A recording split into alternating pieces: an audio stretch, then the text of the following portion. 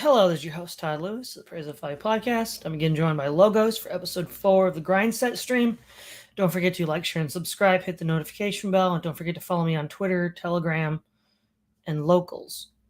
And given that we generally get lots of comments, if you want to make sure we get to yours, leave a super. So, as well as at around the hour and a half mark, we'll take a brief restroom break and then come back. All right. Understanding racial idealism. I know. Well, we know what he means by idealism here. Sigh. May 20th, 2007. Lately, I've been making the case that the modern world has largely replaced religion, defined as the veneration of paranormal beings, with idealism, defined as the veneration of mysterious universal principles. While I'm not a paranormalist, I see this change as almost entirely pernicious. Gods, goddesses, saints, and such tend to come with holy books and sacred myths. So religions, while they do of course change, have a certain stability. Think of them as DNA viruses. Idealisms are more like RNA viruses. Idealists are constantly creating new universals and mutilating the existing ones, often in the weirdest and the most surprising ways. Okay, let's just stop here. He doesn't even know what an idealist is. It's not like Plato goes around reinventing the forms every 30 minutes, you know? Yeah, I mean, I don't know what to say. I mean, we kind of said it all about this yesterday, but I mean, to recap for the audience maybe that missed it or something. So when he's talking about idealism, he's talking about appealing to some grand archetype. So like an archetype of social justice, an archetype of anti-racism, an archetype of something, and orienting your policy and trying to orient the real physical world to conform to this like idealized archetype. He calls this philosophy idealism, and he pins it on some sort of philosophical tradition that goes from Plato to, what did he say?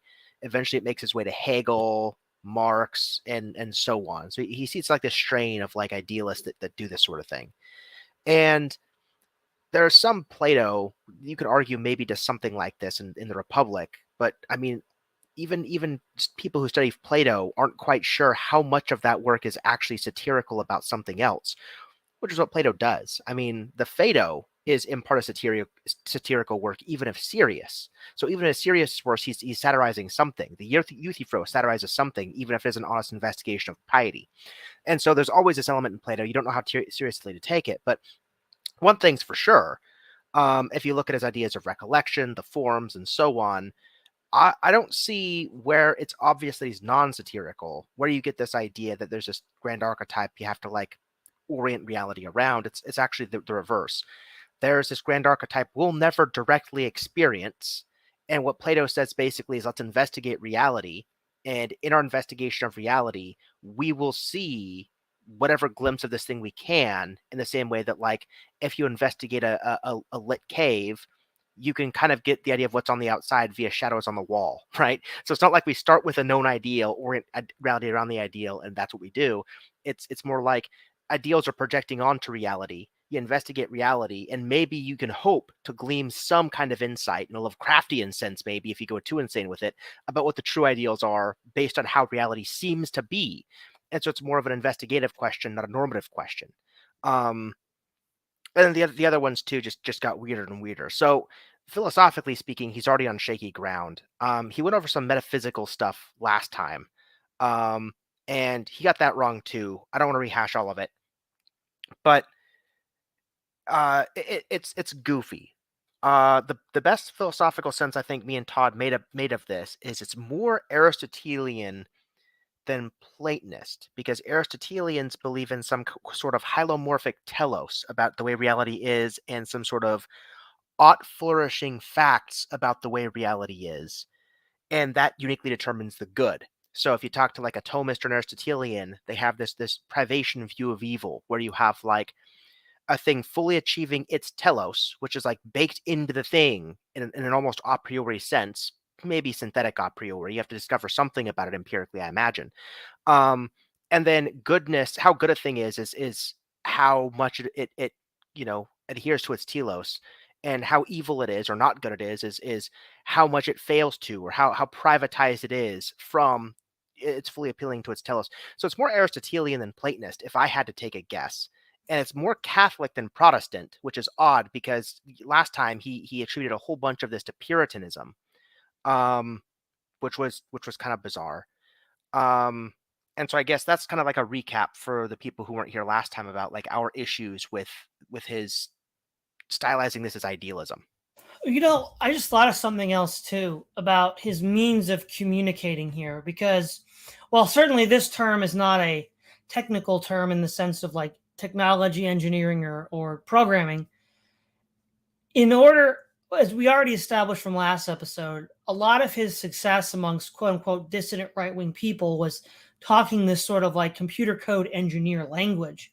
Now, despite because they had totally different assumptions than Moldbug does. So why did they like Moldbug? Well, I think in a sense Moldbug was talking their language, but I think this also plays into why Moldbug is so opaque, right? Because in my other works that I've done recently on my channel, I talk about the layers of simulation, which are the result of technological progress in society.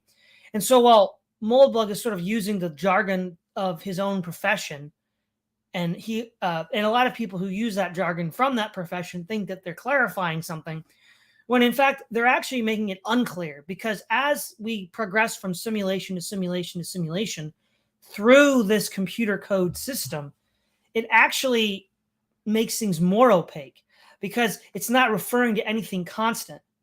And I think that's where part of the opacity of Moldbug's language comes from, especially when he tries to use these like technical computer programming terms. What do you think, Logos? Yeah, like here he's making this appeal to DNA and RNA. I don't think a lot of the readers are too up on the differences between DNA and RNA. I'm not, which is surprising because given how much talk about DNA and RNA there's been with like RNA vaccines and gene therapies and something like that, you'd think I'd be a little more familiar, but I really have no idea. So when he likens these things to DNA and RNA, I just kind of like shrug my shoulders. Yeah, exactly. All right. In my last post on the subject, I referred to our present official idealism as simply idealism. But of course, we have a specific set of ideals that we venerate: democracy, equality, and so on. I think italicizing these words is a good way to underscore their murky, ill-defined nature. So it's probably best to pick up a specific name for this faith when naming other people's beliefs, which is often necessary as people tend to believe their own beliefs are simply the truth.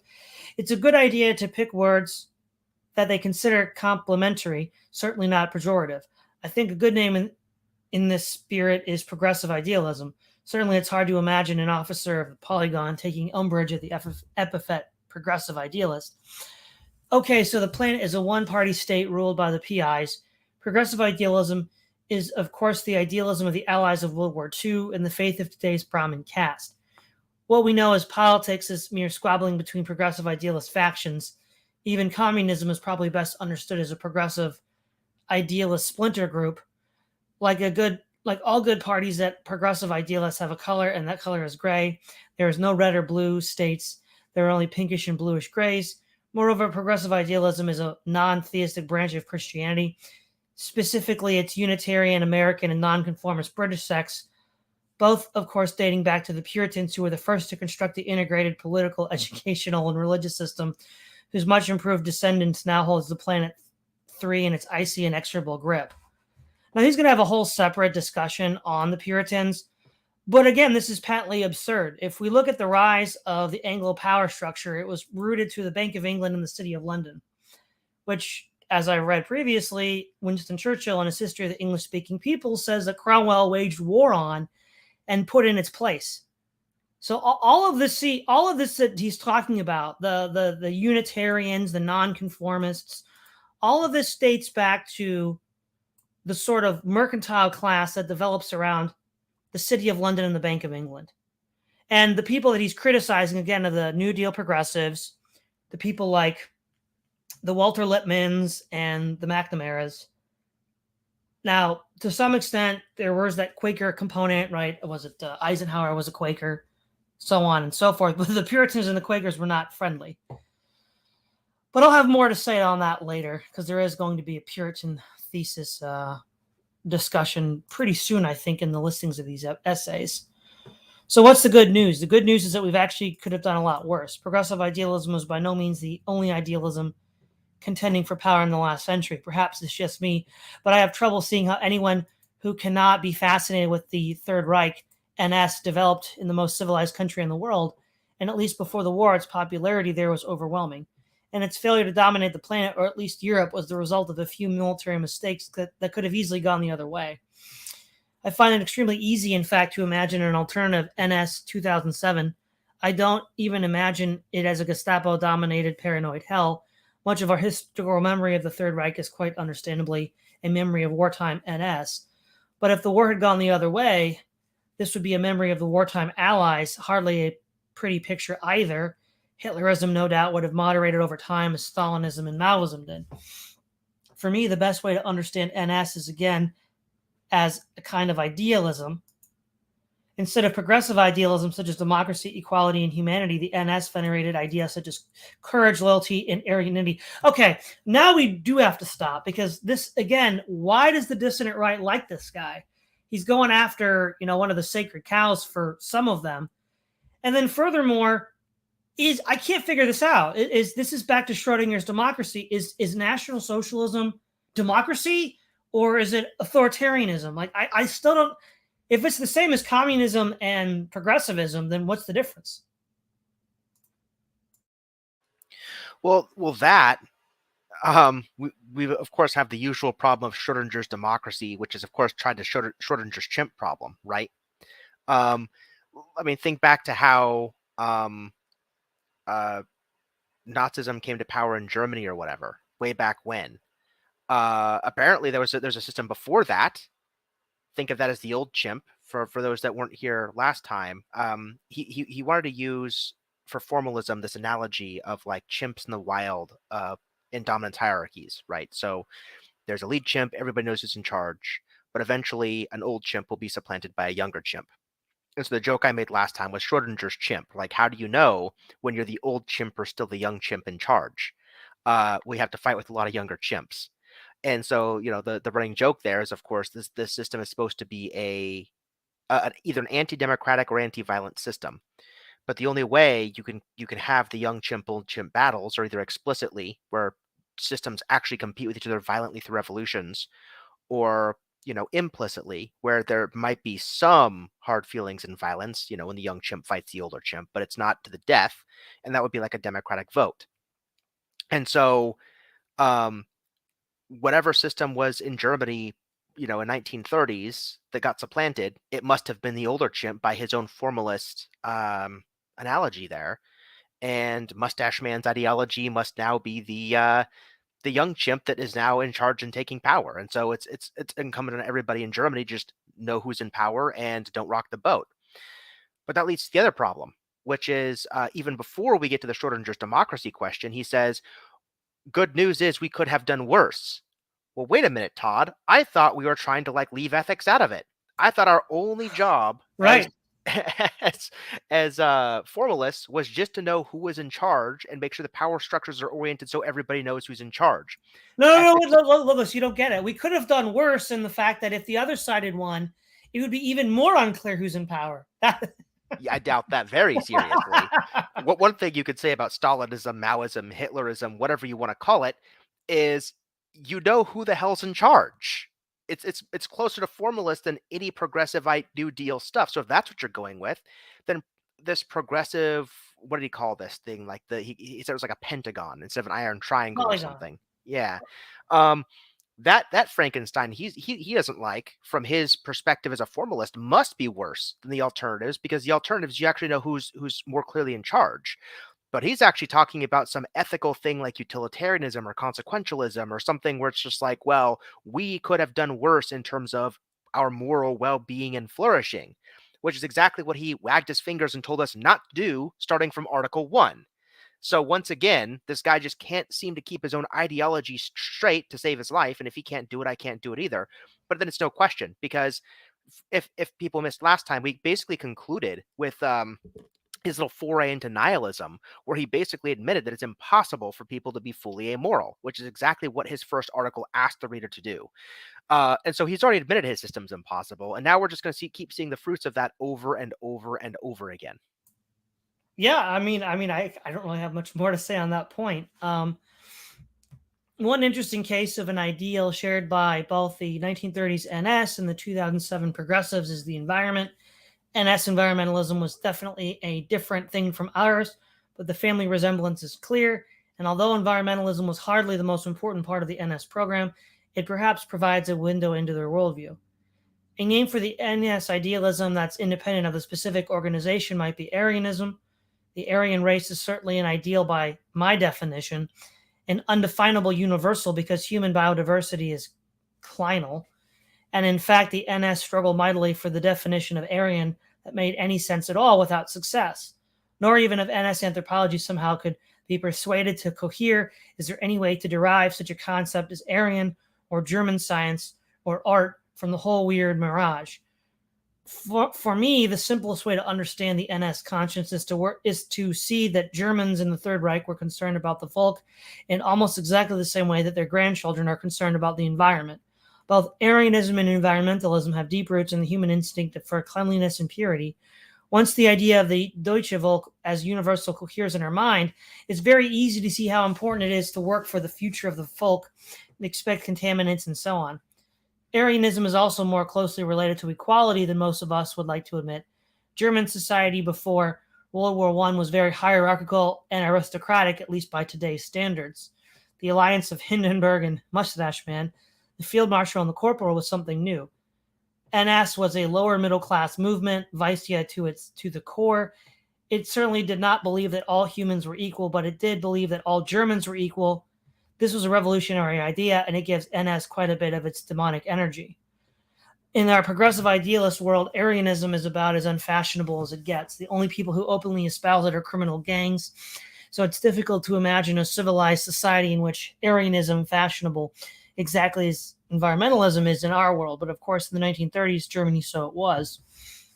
That is why NS still strikes us with a special horror, unlike communism, despite the fact that communists killed far more people. It is simply more alien and more unfashionable. Ultimately, communism was, if not a branch, a close relative of progressive idealism, and an estranged family member misguided by well-intentioned. NS was a true enemy defined very much as a reaction to the progressive victory of the Great War. It is also important to remember that the mass murder of the Jews was by no means a mainstream element of the 1930s Aryanism. The peacetime NS program was to expel them, confiscate their property, which was thought in the usual undefined way to have been unfairly cheated from the German people. Therefore, the fact that most Germans support the NS does not make them in any way complicit in the Holocaust, and still less their descendants. The Holocaust, a secret military operation, was the act of people who planned and executed it. It is so impossible to imagine environmentalism being used as the basis for mass murder. Our ideals of humanity and the environment coexist uneasily, to say the least. Today's PIs have no trouble seeing themselves as both humanists and environmentalists. There's no need for them to make any sense. Idealism never has to make sense, but perhaps future historians will regard it as bizarre and inexplicable juxtaposition. Well, besides not really knowing what the whole point of this article was, I need to say it again. It's absurd to call Marxists idealists, because Marxists wrote great screeds against idealism because they're materialists. Groups like Hegel, which did believe, in the spiritual, supernatural world, didn't believe that at all. And, now that many of us are more exposed to the elements of the dissident right that would embrace what Moldbug is criticizing here, the idea that they believe that NS believed all Germans were equal, I think, is an untenable position. They didn't believe all Germans were equal, and in fact, they denied equality as a moral. They denied equality as a moral good at all. So that really puts them in no category with PI, as Moldbug has defined it. This just seems like a extended. I don't know what you call this, Logos. What do you call this? I have no idea. Incoherent. Yeah, totally incoherent. Okay. Popularchy, rule of the people. All right, let's go. We got this. May 21st, 2007. Oh, here we go. As we saw in our look at phenargle, the vast and pungent one, sovereignty is best defined as independently secured real estate ownership. And while I might add, you also define that as completely impossible because you'd have to rule the whole world and have magical powers like finagle. So let's keep going. Independent is just the opposite of dependent. It means there is no higher authority you can call if something goes wrong. As one commentator, Steve, pointed out here, the line here is fuzzy. Suppose your city-state is a member of some mutual defense league. Does this make you dependent? But the fact there is no clear boundary is all the more reason to treat sovereign and non-sovereign rights symmetrically. Whatever you call it, if you don't have security, you don't have property. And living on a patch of land with no clear owner is no fun at all. The point of the 1,000-year Finarg experiment, which hopefully will not be repeated in real life, is that if sovereignty is clearly defined and secure, many, if not all, the problems we associate with unlimited government go away, because these problems are actually caused by uncertainty about who owns the government. Yeah, okay. Well, should we rehash this for people who may not have been here last time real quick? We might need to. Logos, have at it. Okay. So basically the idea was you had this alien named Finagle who was omnipotent, he was immortal, he was rational. He could snap his fingers and kill you. He could snap his fingers and kill you, and he only wanted one thing, gold. Thank goodness for us, right? And his whole thought experiment was, well, Finagle has all these powers, he wants gold. Now, Finagle could do a bunch of stuff. He could torture people, he could burn villages, he could, be absolutely mean, but him doing all that would just get humans to mine gold less quickly. So what Finagle should do is just make a very efficient economy and tax it to maximize as much gold as possible. The more happy humans are, the more productive they are, the more they'll have to convert their transactions to gold and pay Finagle a tax, and he will slowly just siphon off everything from the economy. Monetarist worries about deflation aside, because you're always just running gold out of the economy without putting anything back in. The issue with so what he concludes from that is that what allows Finagle to do this is that there's no question that Finagle owns the government. And so Finagle doesn't have to worry about being assassinated or supplanted in a revolution, right? Nobody can stop Finagle, and so nobody is going to try to stop Finagle. That's basically the juxtaposition. And so what he's saying is he wraps that whole concept up in security, like the ownership of the government is secure and that you know who owns the government. But then the problem is, when you go back through all the list of assumptions he made about Finagle, all we know is that the combination of all of them led to this nice, happy thought experiment. It's not even clear they do that, given the broader economic worries, but that off to the side. The juxtaposition of all of these, and so it could be, if any one of these goes away, you could have problems. So let's suppose Finagle doesn't want gold. Suppose he's this omnipotent alien that just wants human suffering. And so he just puts humans in terrible breeding camps and just breeds infants to just make them suffer, because the suffering of infants is 10,000 times greater than the suffer of other adult humans or something. You could have a horrifying dystopia, because Finagle now it doesn't have a rational want for gold. He has a rational want for the suffering of human. He's just the ultimate sadist. And that would be pretty terrible. So that does a lot of work. Okay, well, let's suppose he wants something rational like gold, and there's no economic harm in just constantly siphoning gold out of the economy. Okay. Well, now what's doing work there is omnipotence, or just the inability for him to be killed or supplanted. Now you can say that's secure, but I think the thought experiment I gave last time was, let's suppose that Finargle's position was secure, and that whoever sat in Finargle's seat owned the government. There's no question about that. But Finagle was able to be killed. Suppose whoever sat in that chair could snap their fingers and kill people and do a bunch of omnipotent stuff, whatever. But they had a chance of themselves being killed. Well, now the government's still going to be totalitarian, because it's worrying about because the government will be totalitarian not because the seat of power is unsecure, but the individual is unsecure in their seat of power. And so the only way to make sure that you replicate Finagle is not that the government and the ownership is secure, but the particular owner is secure. Because if the chair's secure, but your butt in the chair is not, then you, as the dictator, are going to go through all sorts of interesting means, rational ones, mind you, given the stakes, to make sure your butt in the chair, well, your butt is securely in the chair, right? The chair's secure, make sure your butt's securely in the chair. Now you're secure.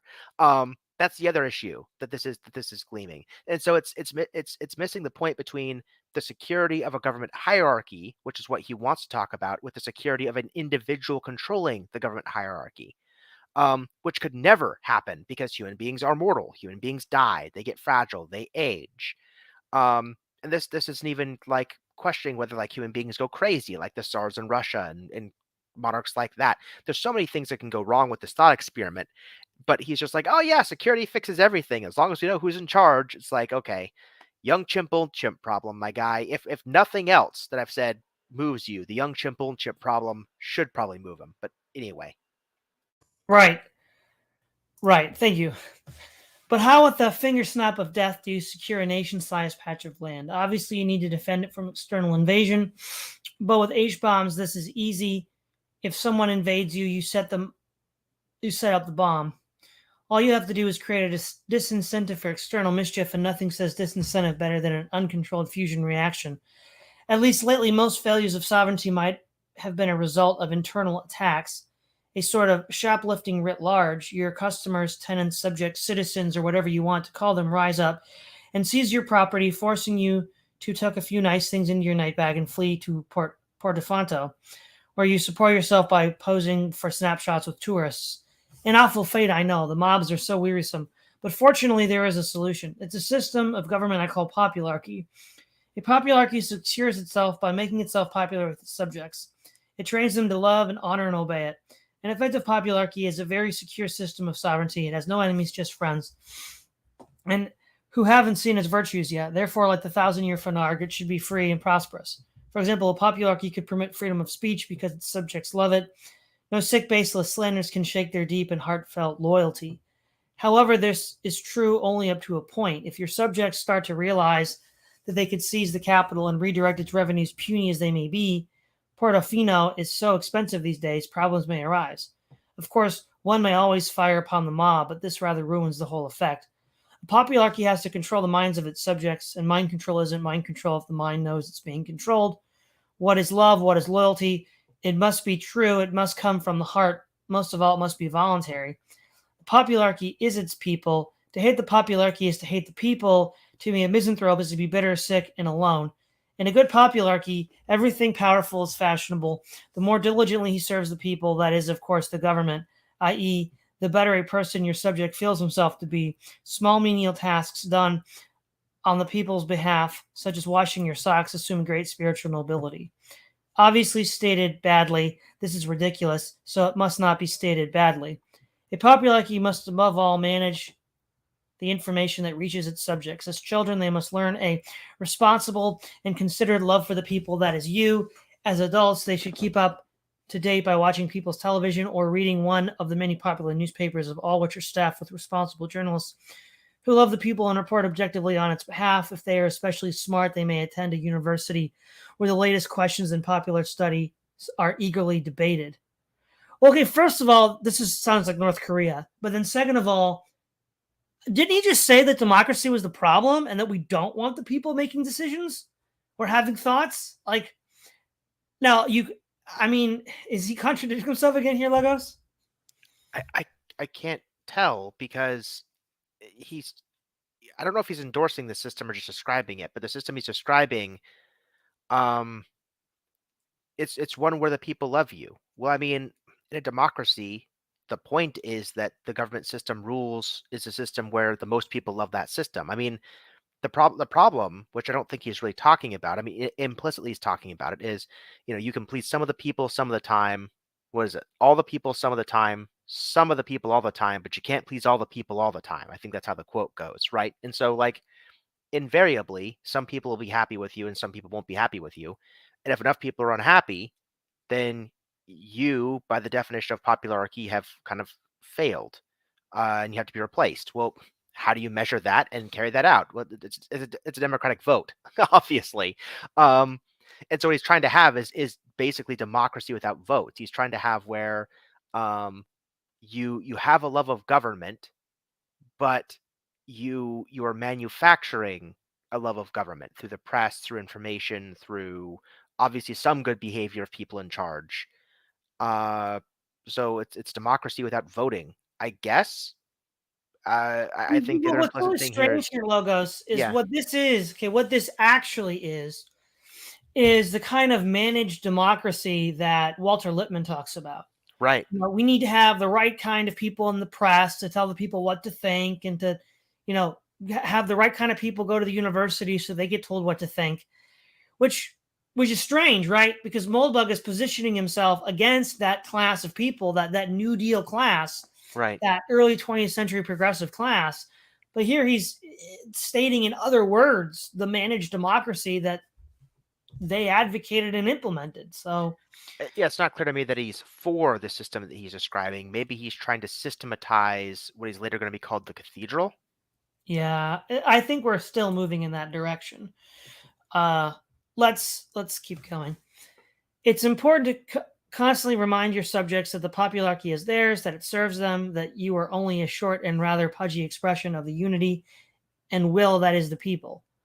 One good way to handle this is to hold a ceremony called an election, in which subjects assemble to express their love for the people and their confidence in you, since of course they are aware of your love for them, which is only the pale reflection of theirs for each other. They will respond with the usual joy and gratitude.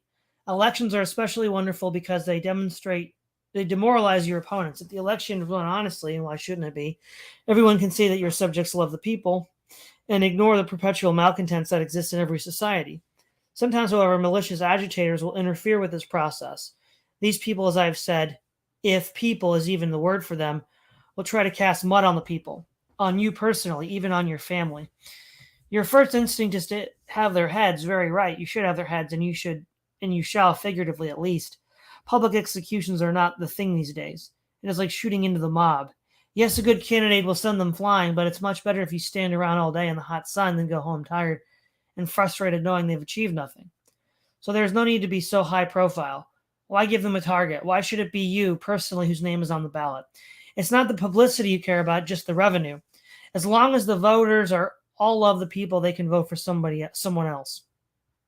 There's another political system called autarky, in which these mob agitators actually do control the government. In autarky, the results of the election actually matters, and there's no way to know what the result will be in advance. Naturally, this is one of the worst systems of government ever devised because the mob will split into factions or gangs, each of which is trying to capture the revenues of the state, usually with a progressively more violent and underhanded tactics. This usual endpoint of oligarchy is a straight-out civil war. We can see this in Iraq right now. Pretty much the best way to run a popularchy, therefore, is as a kind of pseudo-oligarchy. You have the elections and the gangs and all that. The mob agitators get their dream world. They are elected and enjoy gaudy titles and offices. What they don't have, however, is any actual power, or at least not much. Granted, you have to give them nominal power. In theory, they can do anything. At least they managed to all agree today. They could even go against the wishes of the people. Instead of washing your socks, for example, they could cut their ends off so your toes would be cold. But your subjects love you. They love you more than ever because you have given them the election. You have abandoned your titles and offices. You are a humble citizen, no more equal than anyone else, no more than ever. You are the people.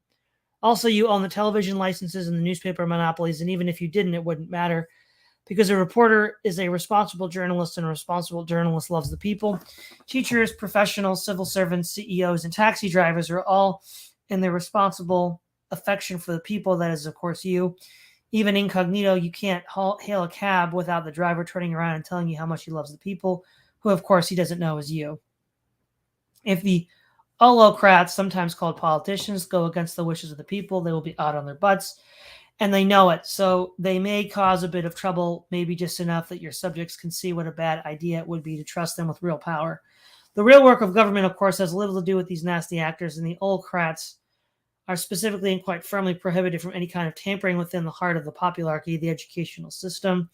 They may not interfere with the newspapers, television, schools, or universities, and if they try, the people will have their heads for real. So in practical, popularchy is actually a lot like phenargocracy. Like finagle, it will maximize its revenue in order to best serve the people being, again, you. And like the 1,000-year phenarg, it will be prosperous and free because it is stable and secure. If anybody has any spare florins, I know, frankly, servants are so greedy these days. I'm available for a very reasonable fee to help put this system into practice. See, this is what I don't get, right? He then, so when we read the finagle thing, he said, well, I haven't defined yet how to have an independent control as opposed to dependent. I'll do that later. Well, he's doing it here because he's referring to the finagle. And then he says, to secure independent rule, we just set up the very New Deal democracy that I'm opposed to. That's literally just out of both sides of his mouth, right? Yeah, I don't know if he's for the thing or against the thing, because half the things. But the finagocracy is good, and this is exactly it's just the finagocracy. I mean, now I'm wondering if the finagocracy itself is just satire, just mocking something. I'm not entirely, because it seems like the finagocracy was supposed to be the perfect expression of formalism, but now the way he's using it's like a device to explain like why democracy isn't what people seem to think it is. But on the other hand, given what he wants in formalism, like half the stuff he has listed in this article is like good. You know who's in power. Nobody wants to rock the boat because the rulers have a good relationship with the people. The people can therefore help be a secure power base for those in power, because messing with those in power is like messing with the people, unlike a dictator who can be assassinated. It's not sure if under formalism he should love the system or hate it, because every other thing seems to be pro and con the system he's building here. So I don't know. I don't know what he intends the reader to not to like or not like about this thing. I mean, this is beyond Schrodinger's democracy. I mean, I feel like this is a complete repudiation of what we've read so far. Well, I mean, to be fair, every article seems to be a repudiation of what we've read so far. So this isn't unique in that regard, but this is certainly the most confusing instance of the bunch. Right. Limited Government is Anti-propertarian Idealism, May the 23rd, 2007. You see, it's shared, okay. Nick Sasbo, with his usual panache and aplomb, appears in the comments. Why doesn't Blogger have permalinks on individual comments? Is there any conceivable justification for this bizarre lacuna, or is Googleocracy always succumbing to its great dictum of actonization, or perhaps a corollary in which wealth enervates and absolute wealth enervates absolutely, and elucidates the turbulent history of state and sovereignty in England? Nick, again, like all philosophers who are not actually SS officers, is a fan of limited government. This may have something to do with the fact that he's a scholar in the Anglo-American legal tradition, which, except for one man, Hobbes, has always stressed the rights of the many against the few. This is a noble tradition. That's fighting words. I'll have something to say about that. Yeah, I know you will. Has always stressed the rights of many. This is a noble tradition, both figuratively and literally. And when we point the rifles of reason in its direction, we must experience some Burkean tremors. Nevertheless, I have sworn the gran refiuto, and I am not about to repent. So it's worth asking, does limited government actually work? Does it aim at a desirable purpose? If so, should we expect it to achieve this purpose? As usual, I'll work praxeologically. That's not a good sign. And consider any so-called evidence only after reaching my conclusion. Fortunately, these questions are easy to answer. The answers are no, yes, and no. Okay, well, let's get the definitions. Hold on. By limited government, I mean juridicially self-limited government. A juridicially self-limited government defines its own powers, which may in any practice approach those of finagle, with a legal constitution interpreted by a judicial branch. There are two classes of limitation to consider: positive enumerated powers, unenumerated rights, every power not explicitly granted to the state is prescribed, or negative unenumerated powers, enumerated rights, every power not explicitly prescribed is granted. Like Nick, I prefer the former. I am a stubborn and independent person, and I have no interest in allowing the state to manage the contents of my intestines. The fact that it insists on doing so is a horrendous perversion and a source of continuing amazement. The fact that, although many have remarked on the great weirdness of the whole trend, the growth continues is a source of some concern. It suggests that many people who oppose this trend may have chosen to resist it with remedies that either do not work or in fact exacerbate the condition. I think it is at least worth wondering whether judicially a self-limiting government is such a remedy. Okay, so a few things that I want to say before I hand this off to you, Logos, is it's interesting here how he's sort of using a loaded definition here, right? Because and this was actually a correct criticism by many of the anti-federalists. They pointed out that because the Supreme Court could interpret the Constitution, it could also ipso facto interpret its own limitations, meaning the Supreme Court would be functional without limits. And that was a criticism that we've seen to be very prescient and coming true today. So Moldbug is just defining this as an absurdity out of the gate. He's saying that it's a juridicially self-limited government. A juridicially self-limited government defines its own powers. Now, okay, no, that's a no actual advocate of self-limited government would point to this and say, well, that's my definition, right? Notice how he's intending to be charitable, say with the definition of progressive idealism, but here he just uses an obviously absurd definition that if somebody who believed in limited government understood, wouldn't accept. So that right there is just, I think at best not being careful, at worst bad faith. And then he says there are two classes of powers: enumerated powers and unenumerated powers, enumerated rights and unenumerated rights. And he's going to say that, I think I can predict what he's going to say. He's going to say that all of this is just so much nonsense because it doesn't stop the acquisition of state power. Well, first of all, I mean, this is a strange argument to make, right? We're always working against entropy in real life. It's like asking, why take a bath? You're going to get dirty again. Well, precisely because you are going to get dirty again, you should take a bath. And it's like, well, why put limits on the state? It's just going to grow again. Well, yeah, but that's why you got to put limits on it. I mean, that's just a pedantic objection.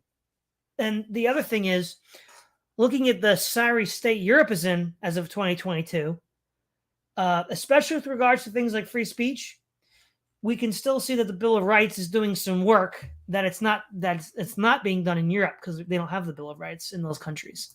Okay, Logos. Yeah, the first thing I want to point out is the thing about Hobbes. Having finally got around to reading Hobbes, I think a lot of people get Hobbes wrong. Hobbes isn't making an excuse for authoritarian government control and monarchy like people think, right? Here's the argument that people think Hobbes is making. I see this over and over and over again. They think what Hobbes is saying is life in nature is really, really terrible. Therefore, we need something that can shackle the excesses of nature. It takes a very strong man to shackle the excesses of nature. The strong man will demand really, really, really, annoying things from you, but the annoying things that the strong man demands from you are worse than, or not as bad as the nature that you've escaped from. Therefore, what the strong man demands from you is justified, given the fate you could be, elsewhere. And I just don't think that's the correct way to think about what Hobbes is saying. What Hobbes is talking about is expected utilities, where he's saying like, how could you expect your life to be on average without a functioning society? And how could you expect your life to be on average with a functioning society? And whereas people think Hobbes is using this argument to make excuses for degenerative behavior in functioning societies, like extra taxes or whatever else, I look at it the other way around. What I see is as your expected quality of life as a citizen of society approaches or even gets worse than what you think your life would be like in the state of nature, your willingness to overthrow society will increase. So if we want to look at this axiomatically, I don't exactly know what praxis is, so I'm not going to use that word, but axiomatically, if you're in power, if you're heading up a society, probably your first order of business is to keep power and not to be overthrown by the people, because then you'll just be out of a job.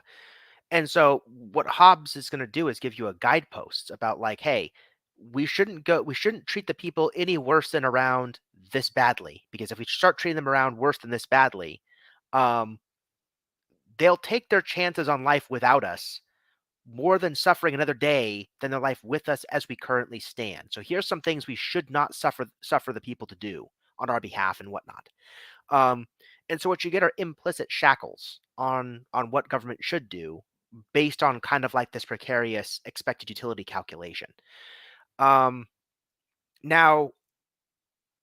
this goes further now, because now I agree with Todd. What he's about to argue is the state defines its own power, either implicitly or explicitly, versus via enumerated or unenumerated rights, and therefore there's all sorts of things the state shouldn't do, or could do, basically. But the problem with that is, if we're going to take a Hobbesian analysis of this thing and look at limited government, what we should do is we should look at axiomatically, how should government limit themselves to ensure society is stable and people aren't incentivized to overthrow it more than they are to live in it. Those limits that produce healthy, stable societies should be enumerated restrictions on government. Like, that's the point. And once you have enumerated restrictions on government rather than enumerative things that governments can do, and this is the thing, I would define a limited government as a government with enumerated limits on its powers, such that no matter what, it cannot exercise certain powers over the people it governs. That's a limited government. We've defined what you cannot do, and you cannot cross those lines no matter what. Anything less than that's an unlimited government, because, like he's cheekily pointing out, if you don't have enumerated things you can't do, and you get to ultimately define your own powers otherwise because you're the government, there's nothing you can't do. Great, we all agree there. And so that's basically going to be the way I look at it. Okay. All right, let's see. Like Nick. Okay, I read that.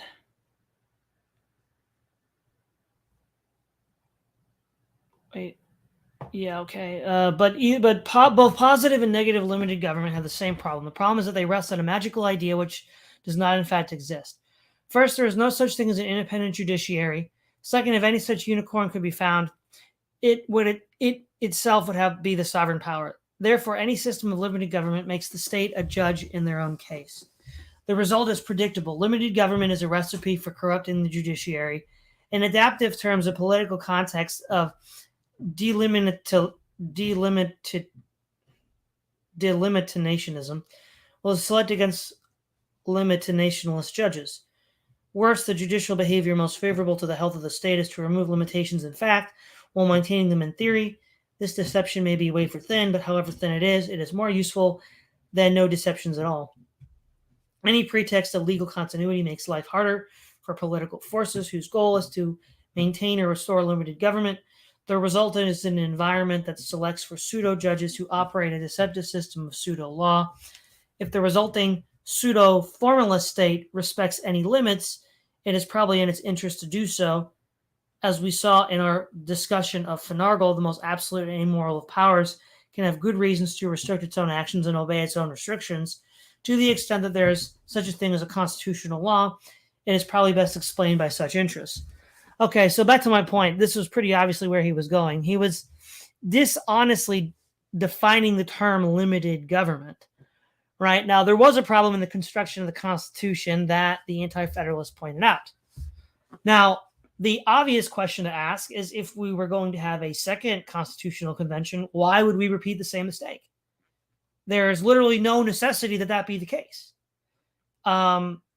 So this just seems incredibly disingenuous. Logos. Yeah. I think I'm trying to figure out how to phrase this. I'm getting some really bad allergies all of a sudden.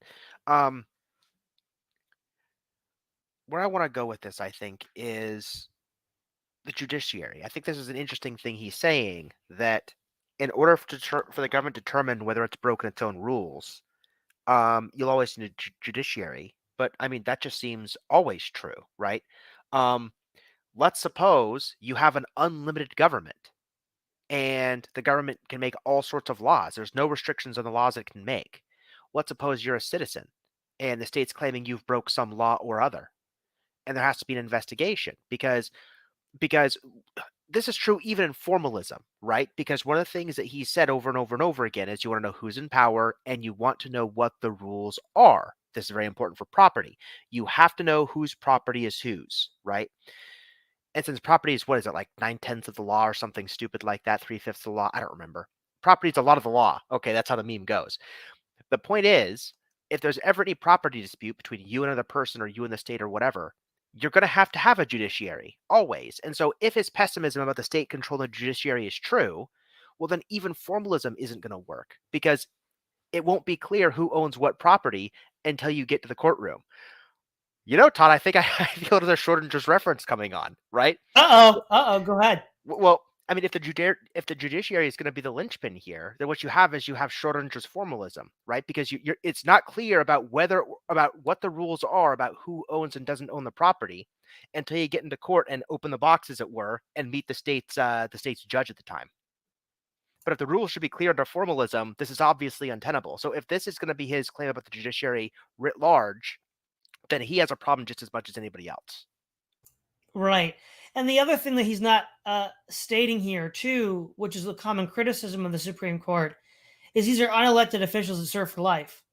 So to what extent does that then affect this problem? Whereas if they were elected officials that served for term limits, I think we could see a very different set of behavior from court justices. So again, this is a highly contrived and I think dishonest framing.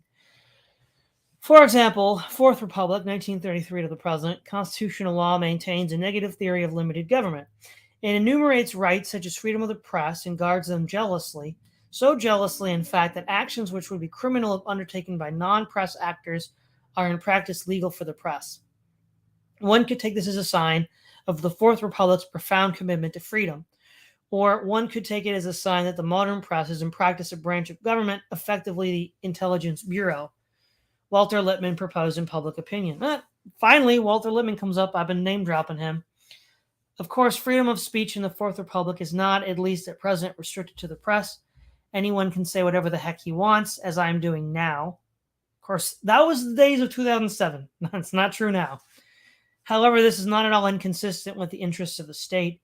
It makes it harder for us to notice how much the combination of mainstream media, public education, and accredited universities resembles a comprehensive official informal information system.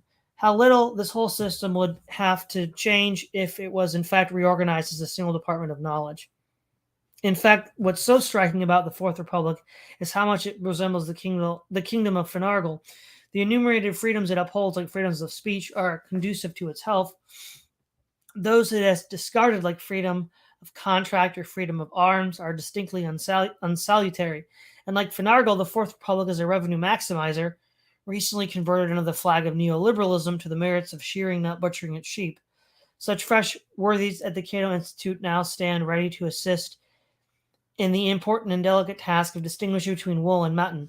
Presumably in the future, we will all, like Marcos Malustas, be libertarian Democrats.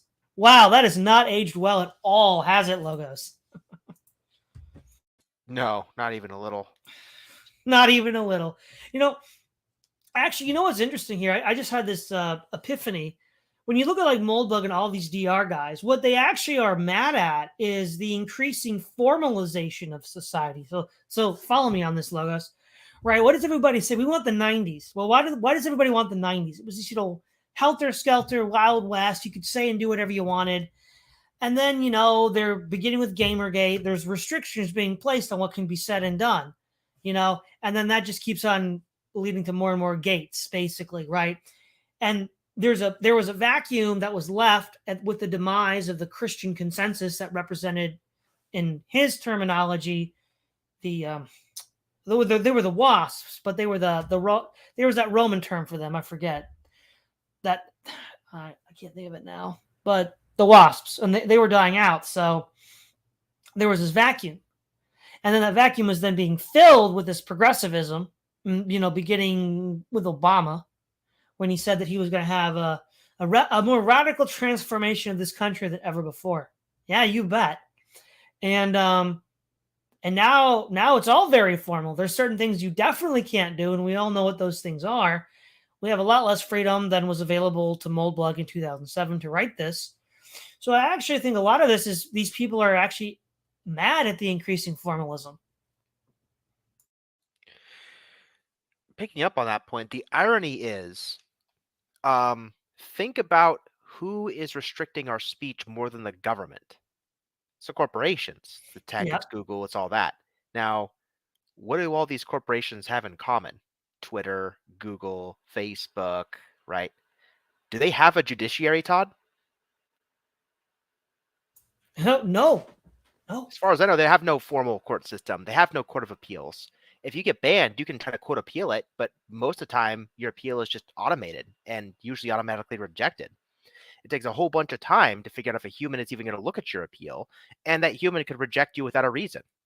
So it's not even clear that removing the judiciary and getting some like unlimited corporatist government is going to make all of this even better. So if the formalization is their concern, um, the judiciary is doing a heck of a lot better job reining this in than the corporate model that Moldbug seems to want from his first article.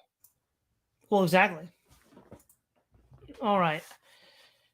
I have no objection at all to this trend. Like Deng Xiaoping, I don't care if the cat is black or white. My view is that any proposed revision of the Fourth Republic is unlikely to succeed if it implies any substantial reduction or even reallocation of that entity's revenues to the stream.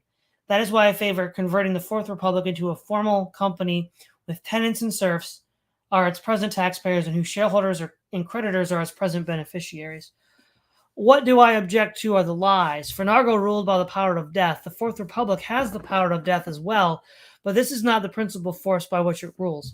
Principally, it rules by tricking its subjects into believing that it exists to serve their interests. No serious person can defend this absurd position, but many accept it as an unconsidered assumption. Well, okay, hold on, let's just stop here. That's a ridiculous thing to say. I mean, by that premise, I prefer Stalin and Kim Jong-un because they rule by force and will threaten to kill me. I mean, how do we take this seriously?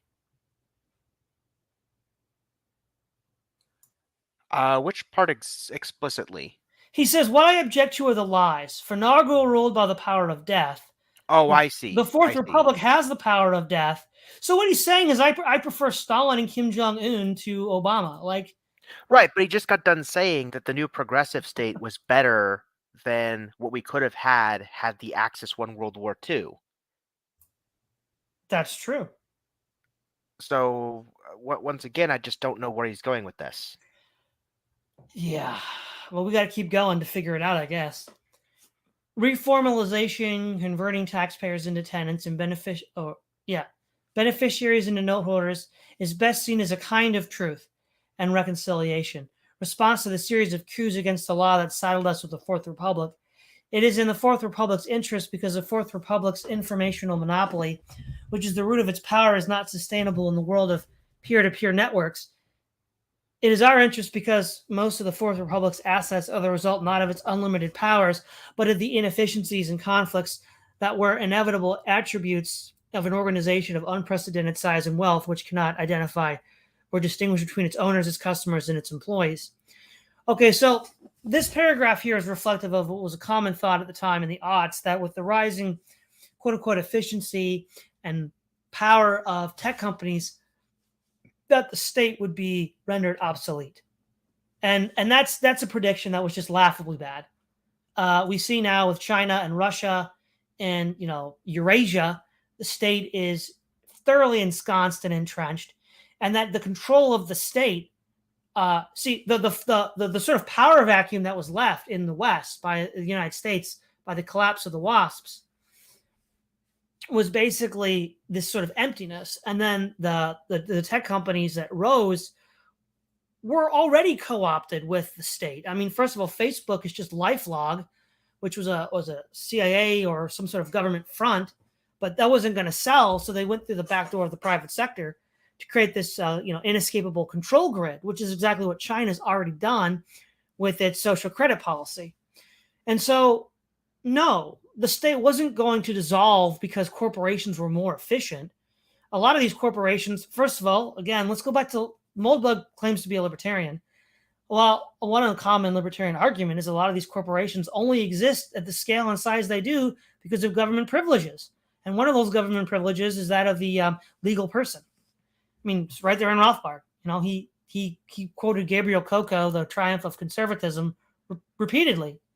So no, this is just aged horribly bad. Logos. Well, the other thing too with these big tech companies is research and development.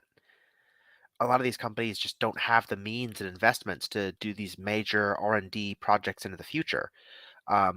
I mean, the bare bones of the internet, I think I've heard, was started by the U.S. military.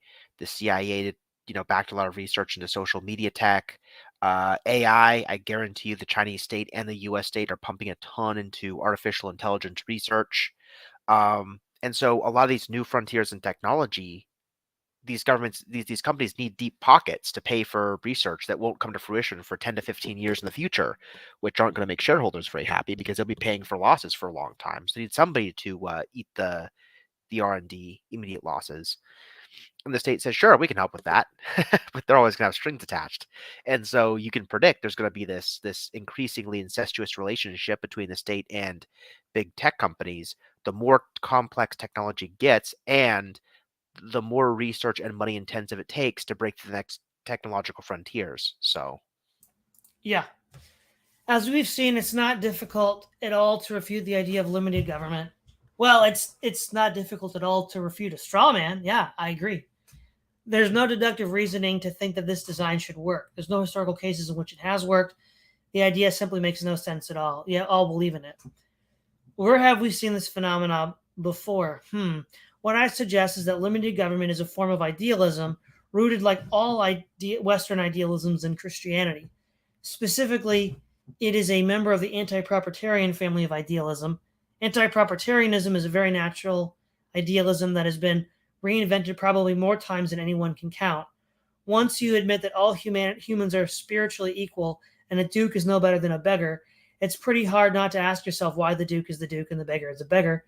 If the answer is that the duke was born a duke, whereas the beggar was born a farmer until his crop failed last year, anyone who has even the slightest shred of interest in building God's kingdom on earth can see there's a small problem here. If you are disposed to any species of anti-propertarianism, almost the first abuse you'll think of is the idea that one man or one family can own an entire country, or even the people in it, as, for example, the U.S., alone among nations, claims the rights to tax its expatriate serfs. Therefore, you will try to come up with some design in which the country is owned or controlled in some sense by its residents. You will make it not a kingdom, but a community.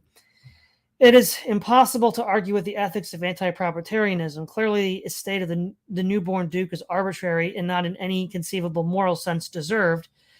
The reason I believe in property is simply that property prevents violence, and I hate violence. In my world, the estate goes to the duke because it is the only way to keep everyone from fighting over it. Okay, well, let's start with a lot of problems here. First of all, the whole not understanding Christianity. I mean, we don't need to get into all the details here, but suffice it to say he just doesn't understand it. But this is, I think, the real whopper here. The real whopper. The reason I believe in property is simply that property prevents violence, and I hate violence. In my world, the estate goes to the duke because it is the only way to keep everyone from fighting over it. But they already are fighting over it. It doesn't do that at all. These corporate entities, as of 2007, right? So this is still when Noam Chomsky's popular. This is even before Occupy Wall Street. I mean, these large corporations have bullseyes on their back at this point, with like leftist agitators trying to say that they have too much property. Like, it literally necessitates the conflict. And then we can furthermore extrapolate and say, well, let's look at the Roman Republic, right? When the Roman Republic lost its freeholder citizens because they served 20 to 25 year military deployments all over the Mediterranean. The patricians got first dibs on all the gold and slaves, bought up all the farms for pennies on the dollar. And then when the soldiers come home, they have nowhere to go and become the rootless proletariat, which then lead to the civil wars and the rise of Julius Caesar. So the acquisition of these property systems necessitates the violence. There was civil stability in Rome until that happened. right. And then you also reintroduce the young chimp, old chimp problem, right? I mean, the country goes to the duke because it should go to the duke, but only if that's still a young chimp political system. If it's an old chimp political system and some 1917 revolution happens, and it turns out the young chimp wasn't a young chimp after all, but an old chimp, well, then it should never have gone to the duke because the power was never secure in the hands of the Duke because he didn't actually have the power. He formally had the power, but he didn't actually have the power. So one of the things that he's not acknowledging with his own system is that to prevent violence, it has to be actually secure. Power should be actually secure, not just formally secure. Formally secure is just we know who on paper owns it. But if you can't marshal the power to actually secure the property, then the formalism does no good. It's actually just another lie. And what do you say he hates above all else but the lies? And so there's this lie that it should go to the Duke, but actually people could take it by force. And oh, oops, they did. Then you were lying to your constituents the whole time, and you were never going to keep the peace you promised them by this discussion of power. You were just allowing perhaps that royal family, that Duke, that whoever, to make their families worse. Maybe the Duke was a sadistic or something else. In the interim, when you were making promises you couldn't keep. Yeah, we're going to do these terrible things to you, but at least power will be secure, and so the government will be stable. Well, maybe now it's wrong on all counts. So this guy just doesn't have an argument. Well, he doesn't. And again, back to the finagle, we know that there's, by the way he defined the finagle thought experiment, actually secured power is impossible. So then what's even the point? And then furthermore, I thought we were building a system without oughts, and so why are lies bad, Logos? Like, I thought there's no morality here. What are we talking about? This lie stuff. Well, I mean, internally, with respect to his system, lies could be bad because you are tricking people about where power really lies, and that can cause uncertainties and whatnot. But Logos, as we've already seen, it's when you know where power lies that you have violence, because then the young chimp tries to fight you. Exactly. If you have the popularchy, then there's no violence. So actually, the lies limit the violence. They could. They actually could. I mean, the old chimp saying it's in charge on the day before it gets beat by the young chimp was technically lying the day he said it. So I mean, the whole thing is just a giant can of worms. Yeah, I know. We'll keep going. Since this idea of limited government, that is the idea that sovereignty cannot be rightfully property of anyone, individual, family, or corporation, has become general, we have seen an extraordinary level of violence which appears to be connected to the question of who should control and receive the revenues of sovereignty. Law has declined and sovereignty has become much more absolute, and its behavior is often pointlessly burdensome in ways which do not seem related to maximizing revenue and do seem related to the struggle for power. See, this is a very odd thing for him to say as of 2007. Let's go back to 2007. This is the heyday of the new atheist movement. We also have Steven Pinker. And what are they telling us constantly in this time? This is the most peaceful time in the history of the West. The very people that Moldbug more or less has a favorable opinion of, where he says, they're basically right about religion. So how can you say that you're on their side more or less? You're a liberal, you're a new atheist, you're a Vicia, and then look at all the propaganda coming out that this is the most peaceful time in history, and then not arguing with them on their terms, like saying, well, actually, you're wrong. The statistical data shows this. All I've seen is assertions. It's like, I don't get this. Yeah, I don't either. Okay. I do not regard this as a good outcome, and I note that this result is very similar to what we get when we have any anti-propertarian idealism gains currency. Property does not actually disappear; it becomes murky. It is the source of constant tension. It is informalized. It seeps deep into committees whose workings are obscured even to their members. When we ask who controls the United States, the only possible answer is that it's very complicated. The same answer applies to, say, the Gambino family. Nick's short overview of English legal history is actually, I think, good evidence of the problems that result from poorly formalized power structures. But by right of conquest, William I claimed allodial rights to all England, total ownership. As the commander of the conquering army, he personally approached the powers of finagle. It might be an overstatement to say there is no one in England who lived if William wanted him dead, but it was presumably not much of an overstatement.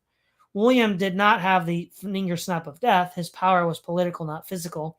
It was based on mastery of an organization, a mastery that was inherently informal. It certainly was not automatically inherited by his descendant. Oh, hold on. It was based on mastery of an organization, a mastery that was inherently informal. And then he back it up. He said his power was political, not physical. Well, remember way back in the beginning, Moldbug defined politics as democracy. So William the Conqueror was a Democrat because he had political power? I'm not liking that, Logos. I'm confused for other reasons. But before you say that, you remember when Moldbug said politics was just democracy? Yeah. Okay, so apparently the power that William the Conqueror has was democratic power?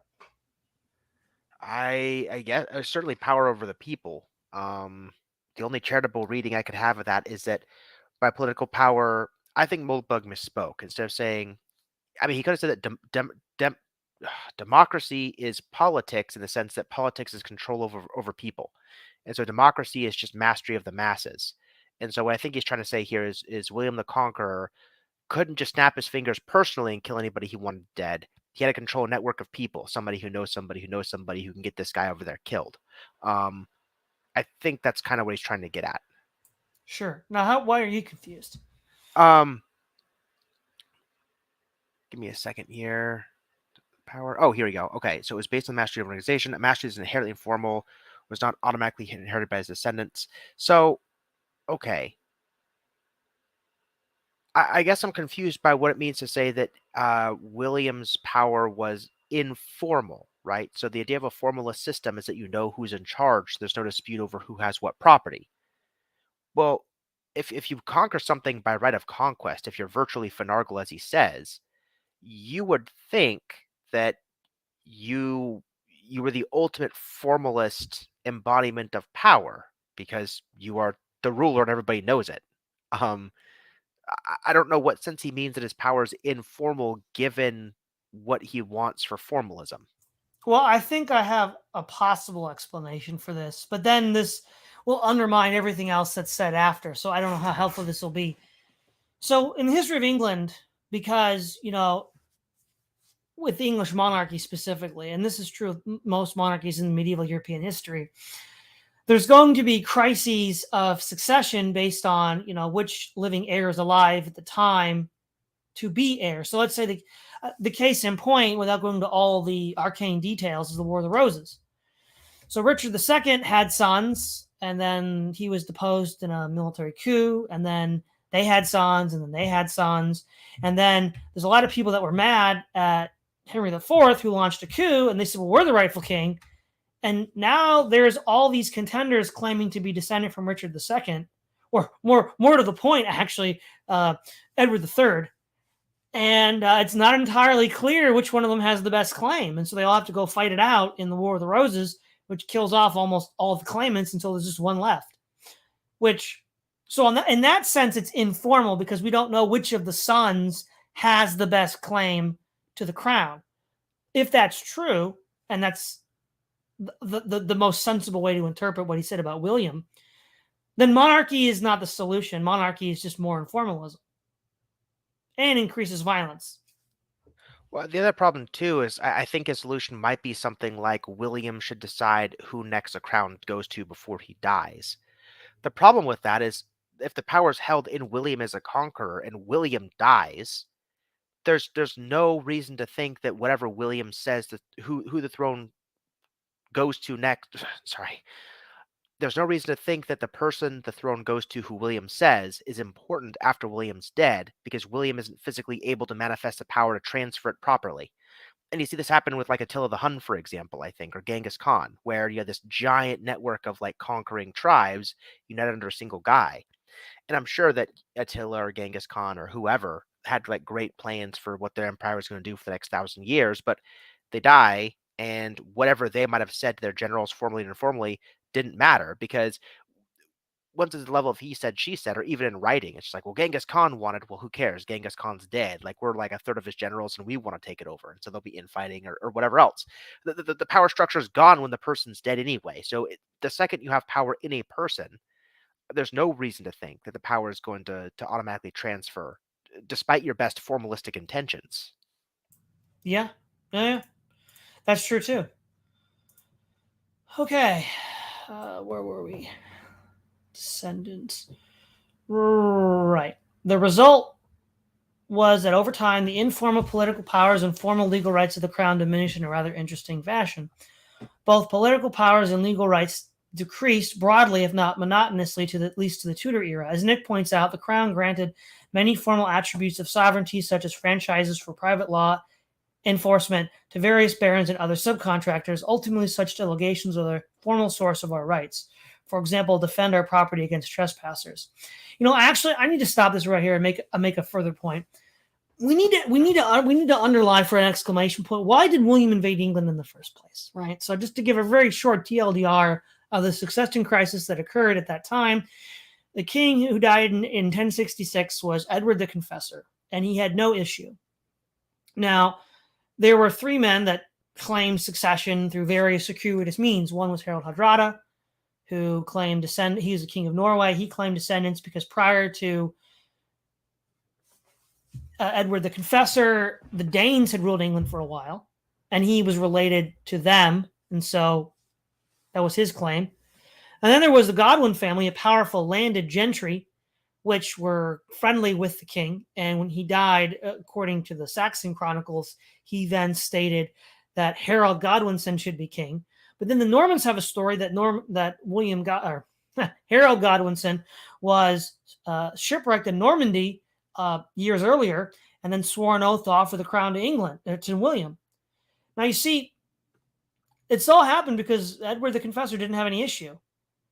This doesn't look like a strategy to have a clear, easily defined succession, does it, Logos? Well, the other problem is, like I said earlier, even if there was, right, even if there was some successor on paper that the guy said he wanted to succeed him, the guy's dead, and if he wins by conquest or however he won, but all the power's in him, if he dies, how do you know his power base doesn't dissolve with him? Why doesn't he just become an Alexander the Great, an Attila the Hun, a Genghis Khan? How do you know that the power base centralizes around his hierarchy rather than him, the person? So that's always a question. The other thing I found that was super interesting was talking about how the barons took more power from the crown, and more duties were given to the barons and so forth. Let's think about that for a second. One thing this guy is not talking about is how you maintain power. Again, even at the height of William's power, even when he was formally in charge, because everybody knew he was in charge, there's no question about succession yet or anything like that. How does he snap his fingers and kill people like finagle? He has to have people do it for him. Well, who does it for him? Who fields the armies of the king? Who is the police force for the king? It's the dukes, it's the barons, it's the local knights, right? Whenever a king wants to declare war against another country, either in its own defense or as an aggressor or whatever, you have to get an army. And Todd, you know better than anybody, how does a king scrape an army together? Well, he has to raise money. He has to raise money. He has to make promises. He has to get troops, equipment from all these different lands that do things. Like the king can try to tax them, but how's the king going to tax them? Him and what army? It's a catch-22. You have to have an army to tax the people under you to get them to pay. But if they're the source of your army, it doesn't work that way. You come crawling to them and ask for their soldiers and equipment to fight your war, not the other way around. And so that's just the nature of political power, no matter who's king. And Moldbug already pointed this out. He should know better, because ignore the finagle thing. Finagle was an analog to the government, but who was the enforcer for the government in his little thought experiment? Officer Peaceful. Officer Peaceful. What he's talking about here with the barons of the system is the fact that the government has to come crawling to Officer Peaceful to defend property on its behalf. And therefore, Officer Peaceful, being the lone representative able to defend the property on the government's behalf, because as manpower, equipment, and so on, can now extract things back. It becomes a power negotiation between the center of power and whoever Officer Peaceful is. And it just so happens at this time that Officer Peaceful is the barons, the dukes, and all these various gentry classes that make up the bulk of the money, the army, and the equipment. So this is inevitable. What's he complaining about? I know. It's inevitable. The problem with the process, and I would say the general reason for the demise of the whole intricate structure of medieval law, is that it became unclear whether the grants were mere delegations of power existing so long as they served the sovereign's desires, or whether they were irrevocable alienations as if the crown had, say, sold Wales to France. In other words, a disparity arose between political and formal reality. Did the king continue to respect the rights he had granted because he wanted to, or because the guarantees had become powerful enough to protect themselves against him? This went back and forth quite a few times. It was frequently submitted to the test of arms. In the end, of course, the crown preserved its symbolic status in exchange for de facto abdication and expropriation. The situation now is, of course, different. As both Nick and Kunit Ladin notes, democratic governments are far more absolute than any monarchy in history, and they brook no hint of physical opposition. But we have to remember democrat is in scare quotes here because that includes 20th century totalitarian regimes, which we've already stated are formalists, which, yeah, I know. This doesn't get much better. This is the large part the result of changes in military reality. I am a decentralist. I would prefer not to live in a global phenargocracy. I would much prefer a world of tens or hundreds of thousands of absolutely sovereign states, each competing avidly for my business. The facts of life is that if, in this world, all the states decide to merge into a phenargocracy, there's nothing to stop them. No popular rebellion can succeed against a determined modern military force. Colonial Vietnam? Seriously? Come on. There's no excuse. We have Vietnam. And now that was at the time of 2007. Now we have Afghanistan. So this is just bad. Colonial wars may seem to refute this proposition, but they don't. I will discuss this at a greater length later. The era of cobblestones and brickbats is over. Therefore, it strikes me that the era of expropriating governments is also over, and I blame the failure of the various libertarian movements on their failures to realize this, and their insistence on trying instead for some kind of repeat of the American Revolution. The reality is that if the American colonies had somehow made it to the age of the telegraph and the machine gun, we would be ruled by Tony Blair and his Eurocrat henchmen now and forever. No. Then why did the Vietnamese defeat the United States? I mean, it just doesn't make any sense. And furthermore, Great Britain in 1947 had the telegraph and the machine gun, but India won independence. Interesting. If this is true, revenue maximizing government is not a medieval atrocity from the past, but a permanent feature of modern human history, whose rare exceptions are unstable and undesirable. This does not mean we have to live with the mindless, appalling institutions that rule us at present. Quite the contrary. What it means is that any plan for rationalizing these institutions should avoid the fatal mistake of trying to create a vacuum of power, an error into which all systems of judicially self-limited government inevitably fail. Okay, so, I mean, this is a plainly absurd statement. The idea that you're going to have unlimited imperial power forever. Like, every time the empire says that, that's like right before the empire falls. Like, this is just completely devoid of any remote understanding of history. Now, going back to 2007, this is the heyday of the big tech companies and the rise of technology. What might be inspiring Moldbug to say this is the idea, well, technology's changed things. Because a lot of people thought that way at the time, and still do. But in fact, technology has changed none of the fundamentals. All technology allows you to do is kick the can down the road. Eventually, that can won't be kicked any further, and then we're all going to have to collect. Logos. What I find interesting is if a bunch of determined states form a super government, blah, blah, blah, blah, blah. The question about that is who's going to be officer peaceful for the state super government? And this is why empires don't last forever, whether it's the Roman Empire, whether it's whatever, because I think it was you that told me the story about the Germanics, right? Weren't there like some, so let me see if I got this right, because you're the history guy and I'm not. The Roman Empire started finding it harder and harder to keep peace throughout the world. And so what they started doing is using Germanic barbarians to like bolster their troops. We had like Germanic generals work their way up the armies, blah, blah, blah, blah, because you have to give them some concessions. I mean, these people are on the front lines being officer peaceful for the government, and they can always just go on strike and the government just loses its tax revenues, loses security, loses its trade routes, it loses the ability to maximize revenue if it can't keep the port safe or the Silk Road safe or whatever, right? Well, these dramatic people that are now doing that job because they're having a hard time conscripting soldiers for whatever reason to do it themselves know they have a lot of leverage. And so they're going to get concessions, they're going to get promotions, they're going to get whatever and start being integrated in the empire. And you told me a story about how I believe there was like some Germanic generals that like assassinated the emperor. And like some of them took control of the empire quietly for like a long time before people even knew that it happened.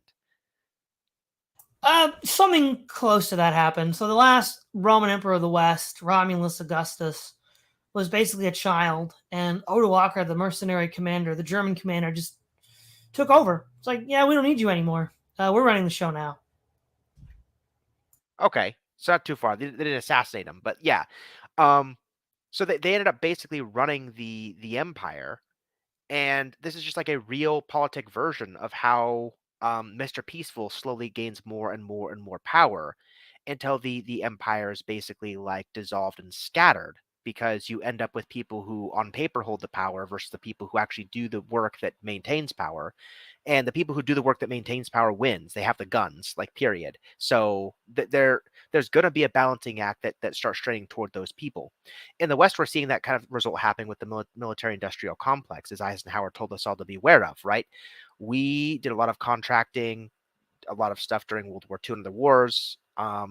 And those contractors that build our arms, that have our mercenaries, that do whatever, we see them getting more and more power over our government, similarly to how all empires do. Well, if you have this giant empire of countries, um, I see it kind of like a Prussia thing, where like some countries may de facto be most the workhorse for that country's armies.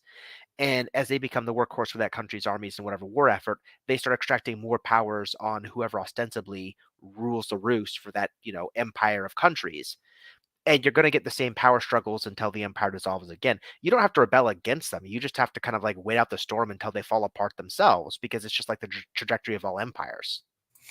Well, and to your point example, Logos, to sort of tie two examples you made together to prove this point, Attila the Hun and his confederacy of the Huns, one of the common practices of the Roman Empire and later the Eastern Roman Empire during the Middle Ages was to basically just pay these warlords off, knowing that sooner or later he would die or be overthrown and the Confederation will fall apart because of those, more or less because of the forces you're talking about.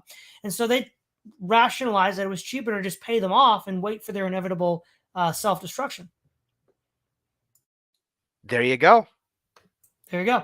Well, this is a good point for a brief break, and we'll be back within 5 minutes.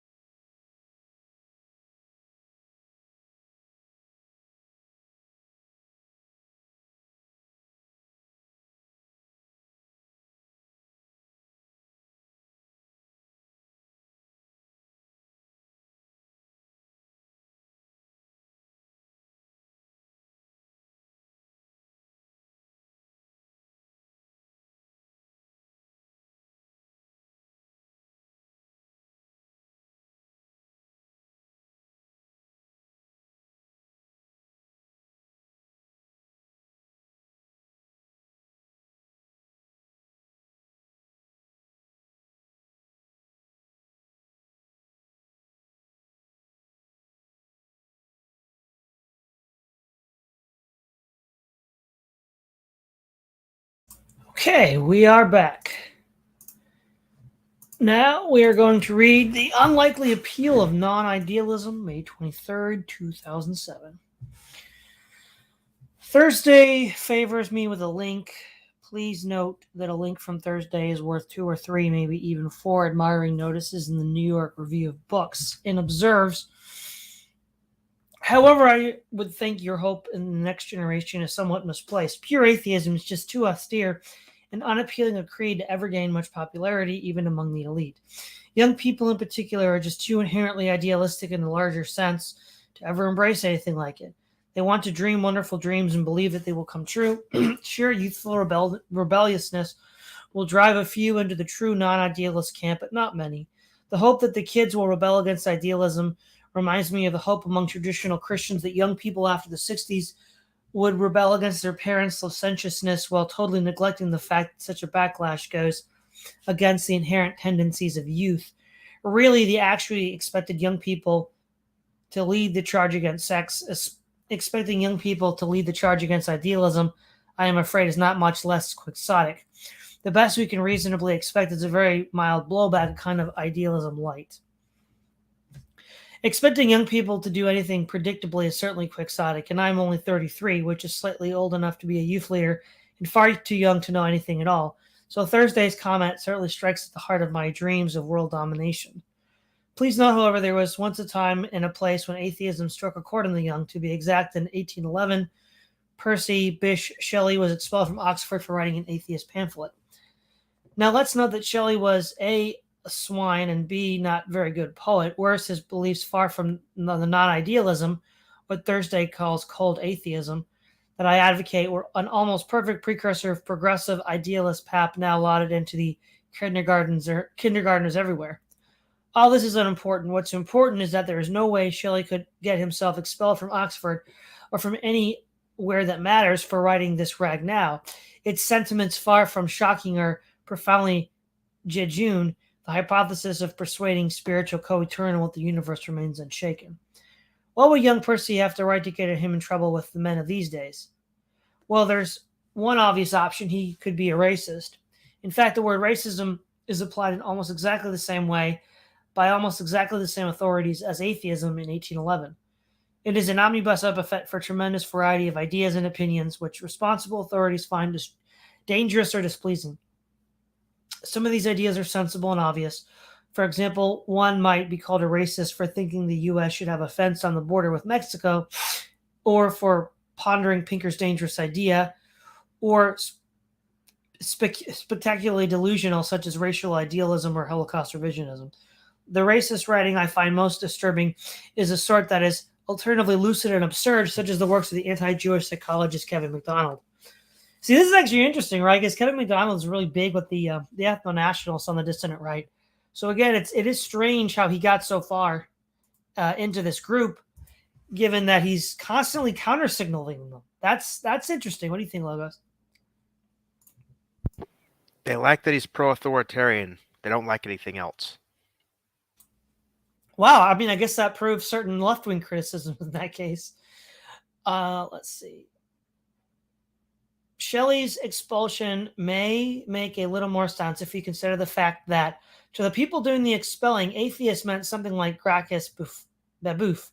The good dons of Oxford did not intend their colleagues to be colleges plagued vectors of madness and destruction. It took them a couple of centuries to realize that Shelley's pervading spirit could be, if anything, even more the pillar of society than any anthropomorphic biblical god. I certainly don't think of myself as a racist. The concept is too broad and the connotation's too nasty for the word to be useful, nor would I advise anyone else to choose selected racist views, even while selected ones, and use this as the basis for adapting the bad boy label. Well, nobody told Richard Spencer that, I guess. I do think it's a good idea to read racist books, but just because a generalist should read all kinds of stuff. After 6 brutal and rigorous years of training in the mountains of Tibet, the lesson of the master Chung Fu pierced me in a single penetrating scream, and now I can read books I disagree with. They who know nothing of this art, they should not scoff. But as I've noted before, many of the progressive idealist varieties now being inhaled by 6-year-olds everywhere are no less crazed than the racisms of the past. Indeed, they often include racial idealism itself, just not the Aryan strain of the book. Nor are they less pregnant with the potential for epic slaughter. Au contraire, I find it much easier to imagine future massacres in the name of the environment than the Aryan folk or whatever. It's an oddity of its own that so many can worry so hard about reanimation of such an unfashionable ideal. In fact, it's almost as if the progressive idealists were still basking in the glory of their last really good war, but nah, it couldn't be. After all, they're for peace. So there's an excitement to non-idealism. The excitement is in realizing that all the crap that's been pumped into your ears is exactly that. Remember that my definition of an idea is an undefined universal. Humanity fits this definition, so does democracy, but truth doesn't. It's an axiom, not a mystery. You can't think it, you don't know what the truth is. But by that definition, isn't that also idealism, Logos? Because That's exactly what I was thinking. it's a non-defined ideal. So really, isn't Moldbug just a kind of an idealist here? Yes. I think the true black pill isn't this non-idealist garbage. The true black pill is pragmatism. I mean, is there anything else you want to add to that? I think we just There's nothing more to say, really. Okay. Okay. We're here. Right. The moment in which your doubts congeal into a definite picture of reality, which is yours and yours alone, except, of course, for everyone else in the dorm, is a classic coming-of-age experience. Ideally, this is combined with powerful drugs. My orange-rubbed minions are not known for their pharmaceutical inhibitions. This is no doubt how Shelley thought when he thought about God. Such moments terrify the old and powerful, and they should. Realizing that ideas are mighty strange things to believe in is a moment of logical truth. It is a difficult moment, no doubt about it, and it takes a lot of factual and philosophical background. I have endeavored to supply these goods, and I will continue to do so. But there is a matching emotional truth that demands no training at all. Possibly the strangest thing about the way young people in the West learn to think these days is that their minds are constantly overloaded with what one might call sentiment. Sentiment is a learned emotional response. It is a kind of practiced empathy or antipathy. The idea of sentiment is that if we are all genuinely feel the right emotional response to events in the world, this will motivate us to support good works or to oppose evil ones. This concept is, of course, derived from Christianity, specifically its pietistic post-millennial Protestant strain. Progressive idealism has inherited it almost completely intact. So the idea of sentiment as a feeling rather than an action, I mean, that goes back to the medieval Catholics with their mystics. I mean, you've got Master Eckhart from the Rhineland. You've got various female mystics from the same time, like Hildegard. So this idea, if you want to play that game, goes all the way back to medieval monasticism. And that did lead some of them in trouble with the Pope, because they're like, well, we don't need a Pope. We can just talk to God directly. And the Pope's like, no, you do need me. And so that whole separate debate did unfold. Of course, there is such a thing as a genuine feeling, and there is such a thing as trained feeling. The two are quite orthogonal. A bus plunge is one thing, a bus plunge without your aunt on is another. The non-idealist moment is the realization that sentiment is dangerous. It is, in fact, a hook by which almost anyone can be manipulated in almost any direction. For example, any side in any war is certain to be committing dark and evil deeds because war is a dark and evil thing. Any side in a war is also certain to be suffering horribly because war is a well-known cause of suffering. It is bad for children and other living things. Therefore, there are always plausible and emotional responses to oppose war and to favor peace. But of course, neither side in a war wants war, and both want peace. They intend to obtain this nice commodity by winning the war. Since few wars end in a mathematically perfect tie, at least one of them will. Thus, the armies of the Sentimental, which are more legion every day, can be used to support either side in a war, and typically these days they are. In some ways, progressive idealists realize this. In fact, they are all very concerned, indeed bizarrely concerned, about the possibility that someone, somewhere, might be manipulated into sentimental hate. Perhaps this is because artificial hate was one of the favorite tools of their favorite enemies, the racial idealists, whose blackened bones may be yet unearthed in some suburb of Dresden and spring shockingly to life, performing the mustache man salute and screaming skeletal imprecations about the Juden. Except for these ancient foes, however, and of course their modern descendants, the NS, Republican Workers' Party, the PIs are not all that interested in hate. Instead, they favor sentiments are love, pity, and guilt. Quite a few songs can be built on these three simple chords, especially if you throw in just a touch of hate for the dramatic climax. The overall sense that history will go from progressive idealist period, I suspect, is a tremendous taste of saccharine. Love, pity, and guilt are emotions from the sweet side of the spectrum. When these emotions, which in normal life are relatively uncommon and certainly not felt every moment of every day, are turned up to 11 and pumped out of the school loudspeakers in endless repetitive patterns, the result is a sort of numbing alienation, which I'm sure is diagnosed as ADHD. Presumably doing a pile of speed with your daily dose of the environment or the travails of the indigenous peoples does something to mitigate the feeling that you're swimming in corn syrup. What you realize as a non-idealist is that it's okay not to participate in these rights. You don't even need to deny them.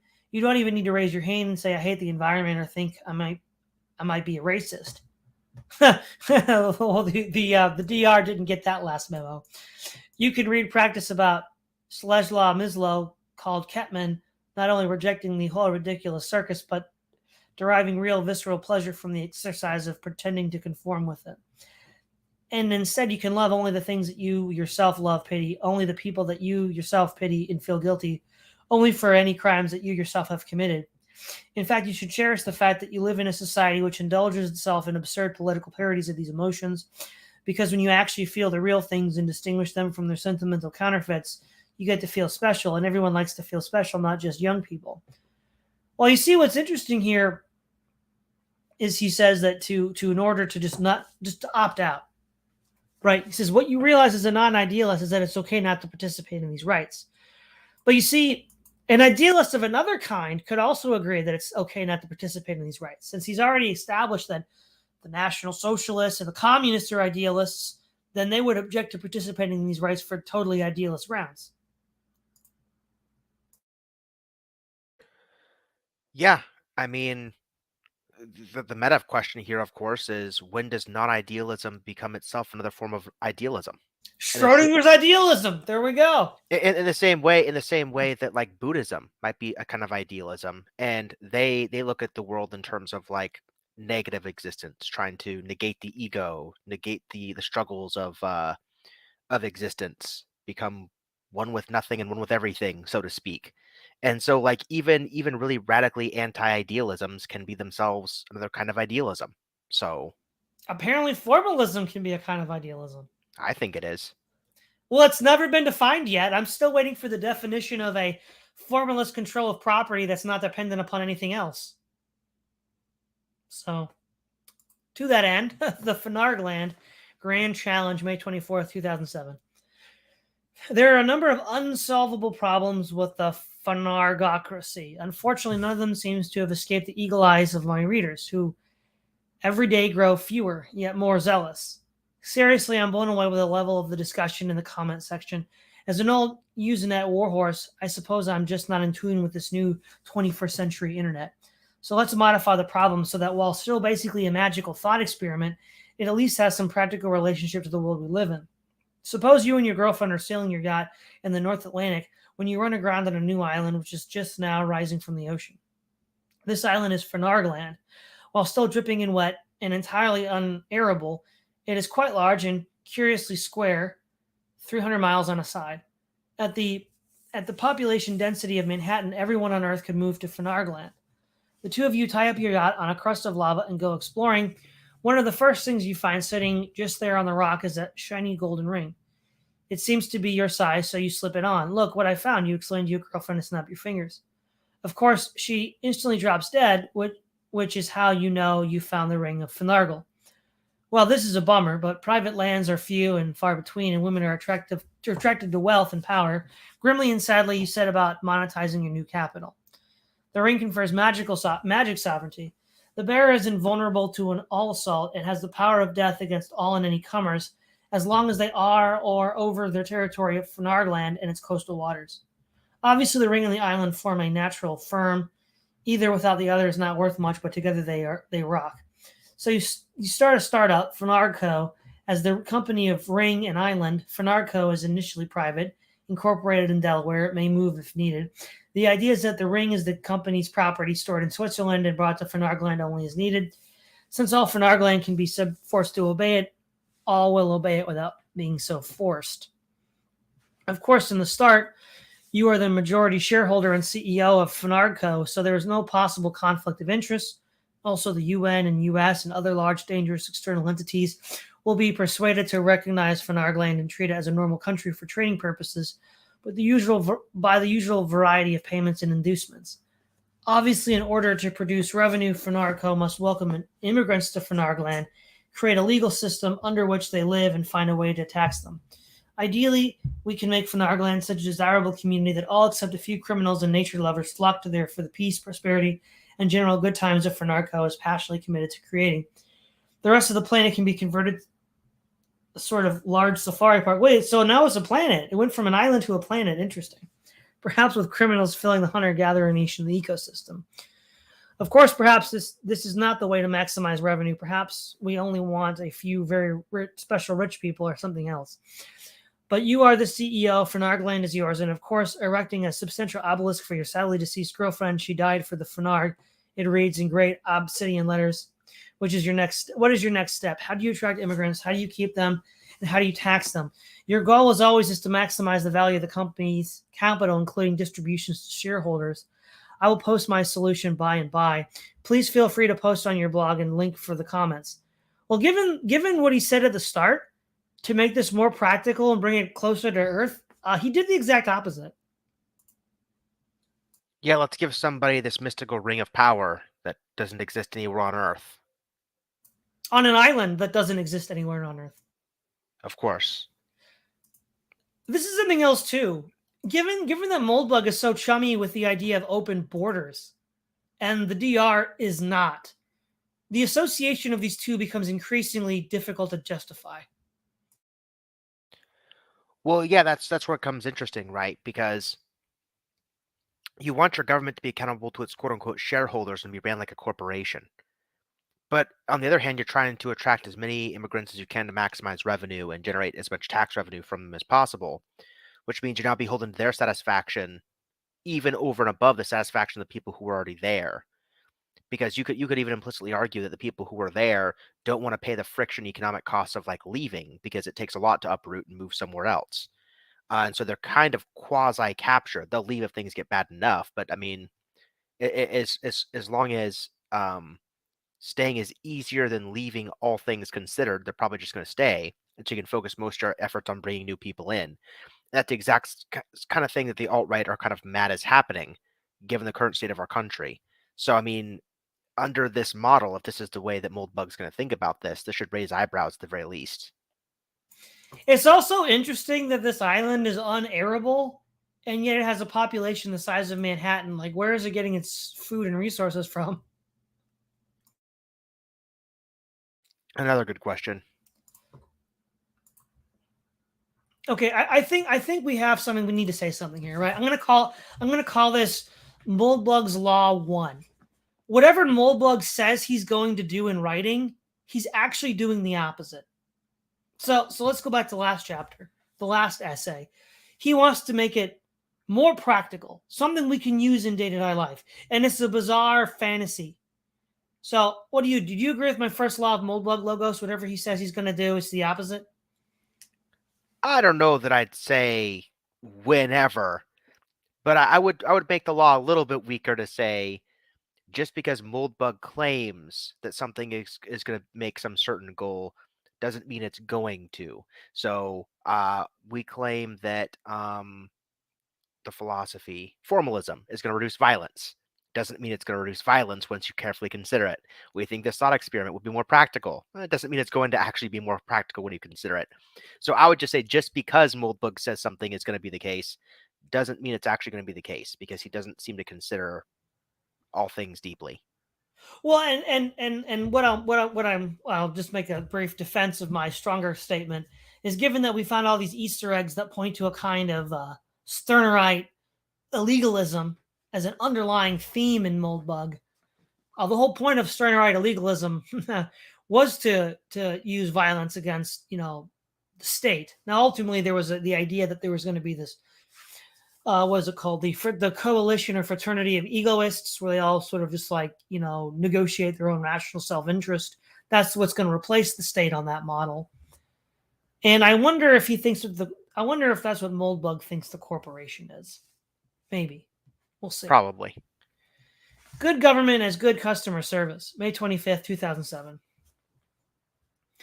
I find it interesting how you are readers who certainly can't be accused of not having thought about the issue. I really have done my darndest to drive anyone who has no patience with large thoughts expressed at length, and I'm quite happy with the result. Are very used to thinking of the relationship between state and citizen as a fundamentally adversarial. Let's see.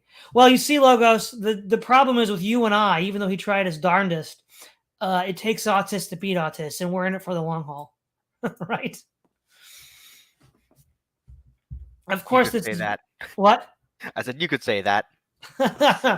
Of course, this is because it is. Clearly, no one who's still reading this blog is tempted to refer to the state as us or thinks it somehow constitutes a community. Most of us are quite sick of this giant cancerous blob which wants to own our minds and tell us what to do. Nonetheless, it continues to grow. I think it's fair to say that attempts to reverse this trend or even to stop it have been quite unsuccessful. Perhaps it's worth reconsidering the strategy. My theory, which I admit is unorthodox, is that most attempts to defeat or limit the growth of the state have failed mainly because they've tended to attack it on political grounds. No, his argument is that it's impossible to limit the state. What are you talking about? We just read an essay like 3 essays ago where he said it's impossible to have limited government. What is this, Logos? Well, remember, it's impossible by his weird definition of limited government to have limited government. So maybe he has a new definition for this context. Let's hope so. Because you know what, Logos? Now I'm confused. Okay, can we have agreement on that now? Yeah, well, I'm always confused reading his stuff, apparently. So, yeah, we're both confused now. Now he's in real big trouble. All right. That is, they have proposed governmental mechanisms to limit the growth of government. It is not too hard to see why this might fail. See my latest discussion with Nick Sasbo and others. Instead, I think this is a basic economic problem that needs to be solved. Okay, again, it's not economics. It's not engineering. It's ethics. It's morality. But we've already said that, Logos, so I'll just keep going. To me, the growth of government looks just like the Byzantine structures that evolved around any mal-structured market, such as a rent-controlling housing market.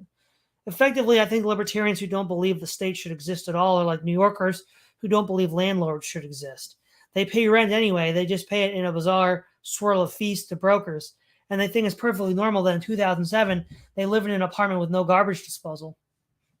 To me, the state is a real estate business on a very large scale.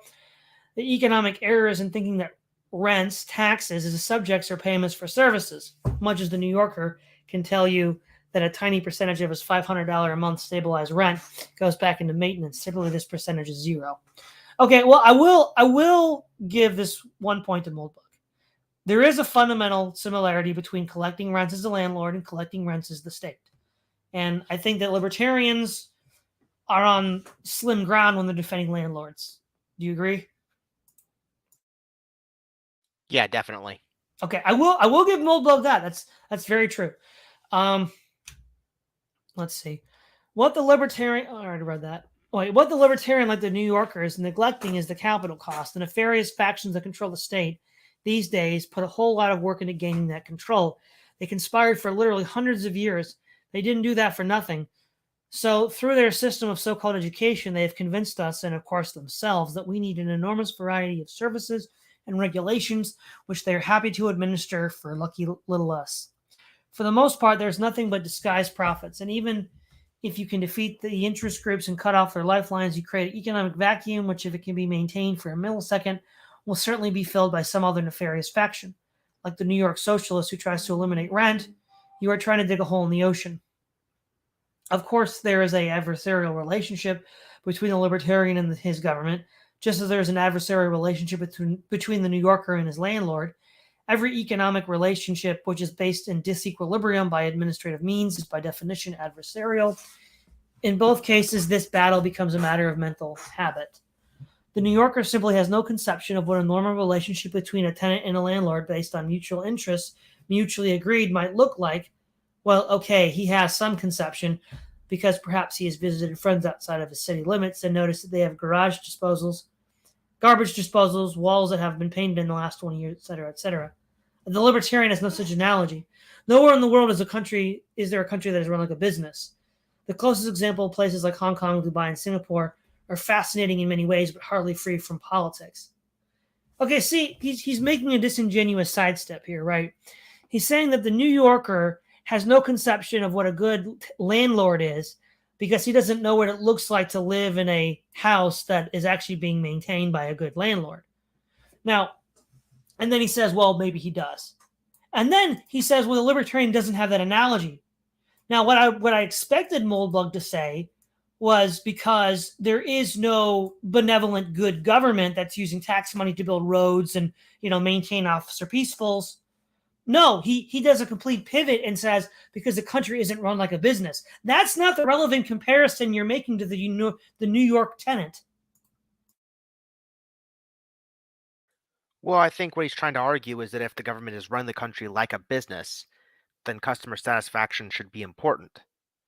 And so, if the government were run like a business, you'd see more security, more roads, more stuff because they'd have to quote please the customers. But if the government has complete and secure authority, here's what I understand: if the government has complete and secure authority, why would it have to please its customers? It's under no danger of a revolution. So what are the customers going to do if they get mad? Leave? Well, but we already know that the landlord, even in this analogy, isn't paying careful attention to his customer because he mentioned that the New York customer has a pretty crummy apartment and he can't do much about it. But in his example, he's saying that New Yorkers don't have landlords because they live in these weird housing co-ops that kicked out all the landlords, and that's No, why the but housing's that's so kind of crummy. tongue in cheek, though. He's admitting that they still are landlords. Well, he's saying they have all the negatives of landlords, like paying extra per month toward some fund, but they don't have the benefits. So they don't have like garbage and other amenities that apartments with landlords get. So he's saying they're still getting all the negative benefits, but none of the positive ones. And he's trying to make this analogy to libertarians to say that if you have a proper landlord-esque state, you will get all the same benefits you'd have if you had a proper landlord-esque apartment instead of an apartment without an apartment with a landlord trying to pretend it's without one, is what he's trying to argue. Okay, that's what I thought he was going to say, but that's not what it. At least this paragraph here doesn't seem to say that. So yeah, what he's saying is, imagine you have a libertarian that's living in New York, and the only apartments they have access to are these crummy apartments where they have to pay these fees to the owners association that like runs the apartments and whatever, but they don't have good garbage, they don't have good utilities, they don't have good whatever, and so they're paying all this money out and not getting much back, which is basically what the libertarians are mad about, right? And what Moldbug is trying to convince a libertarian audience member of in this essay is that, well, we need a landlord. And libertarians like, well, look, too much ownership of the apartments itself is the problem because we're forced to pay all this money and getting nothing back. And what Moldbug's trying to say is, well, listen, dude, if we had a proper landlord whose rulership of the apartment depended on your satisfaction as a customer, you would get more back from what you pay. And so the authority per se isn't the problem. It's the fact that there's no authority head whose ruling is in part derived from your satisfaction as a customer. And so in the analogy, imagine there's a libertarian that's never seen a good landlorded apartment before. And he's trying to liken that to libertarians where all they ever see from states are these terribly run government organizations that don't spend things right. He's like, well, there's no good examples of the model that I have in the same way that they might not have seen an apartment outside of New York that's good. Yeah, okay, again, that's where I thought he was going. Okay. This is the point which I don't think I've been very good at getting across of my finagle examples. The goal of these examples has been to use sci-fi magic to try to ask the question, if a country was run entirely for profit and didn't have to worry about securing itself from its enemies, internal or external, what would it do? Well, why would you even ask that question since that's impossible? Yeah. like, but okay. Naturally, since the question depends on magic, so does the answer. The Genden can experiment can't answer the question of how to fix a government, but perhaps it's a piece of the puzzle. The two variations of the experiment. In the first, the private country is a monopoly. In the second, is competing with other governments. a much more attractive proposition. Let's answer this one first. Phenargland is a business. Like any business, it has no reason at all to alienate its customers. That's literally the most insane thing I've heard. I mean, now granted, we've moved along to the point where we got to Gamergate. That is exactly what these people are doing. That's exactly what these megacorps producing entertainment are doing. Right. There's a collective ritual humiliation that's going on to the customer base. Like, where does this concept come from? Now, let's say, well, Todd, you're just looking at the last 5 years. What about before? Well, look at what happened in media to deconstruct John Wayne's America, right? You had all these boomers that loved all these films and everything, and they had John Wayne's America. And then, like in the 80s and the 90s and the aughts, they had all these deconstructions of John Wayne's America. So they were insulting the people that had the most money to pay to watch their films. They have plenty of reasons to insult their customers. I don't know where this is coming from.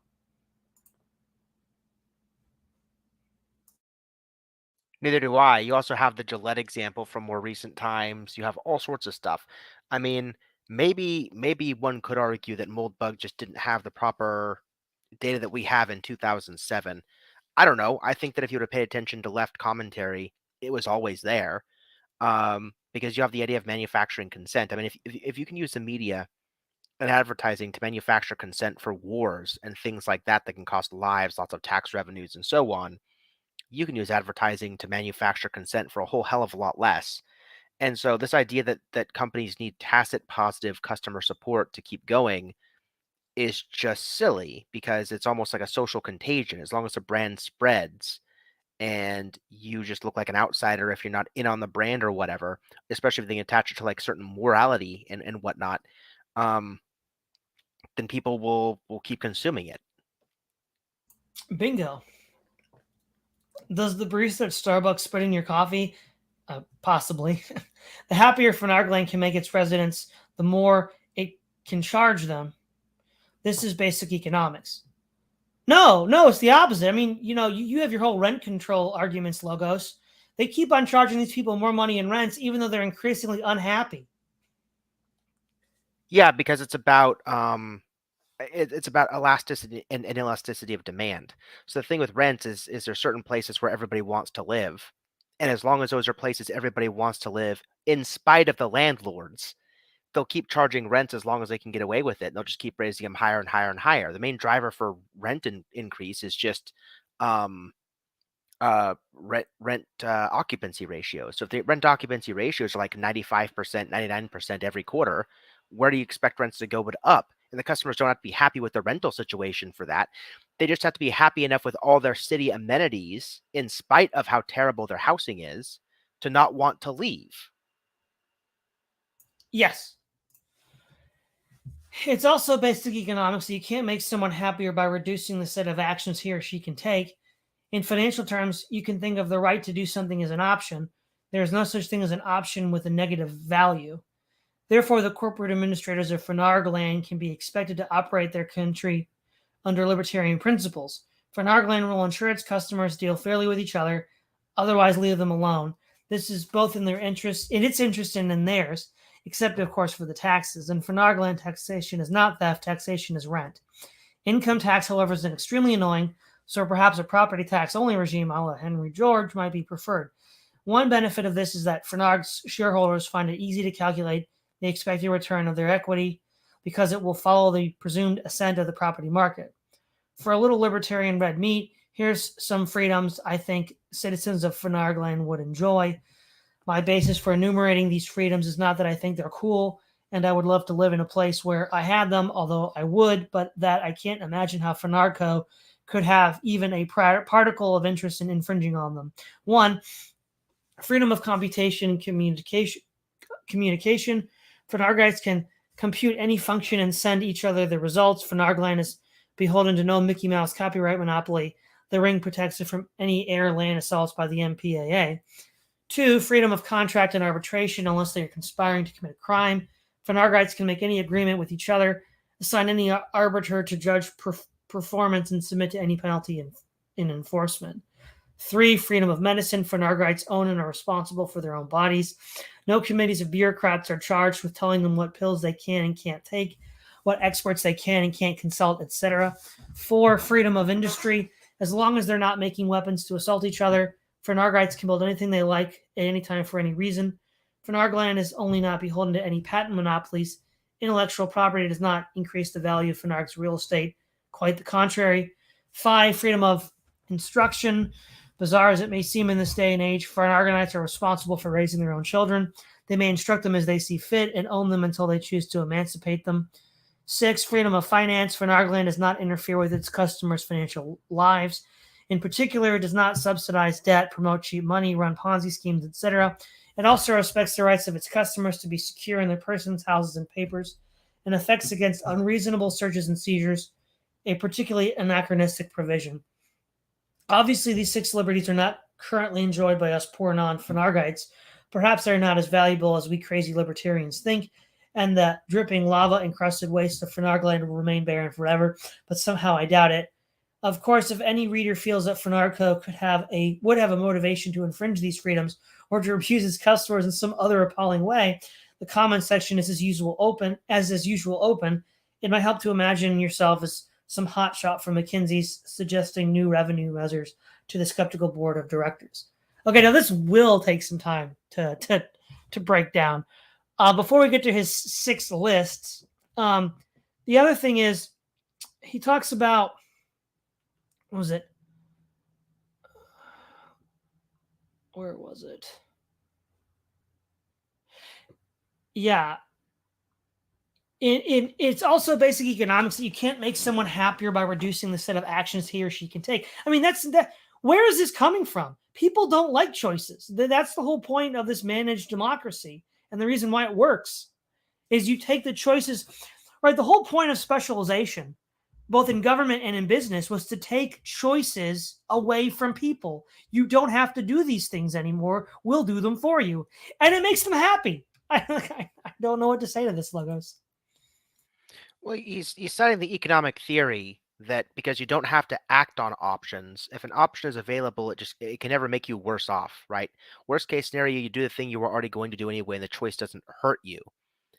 That model is an oversimplification because what it kind of assumes is you have a preferred path and you have some choices that are just kind of like they're along for the ride. Like you could do this instead if you wanted to, but you already have kind of like your planned path. But reality doesn't quite work that way.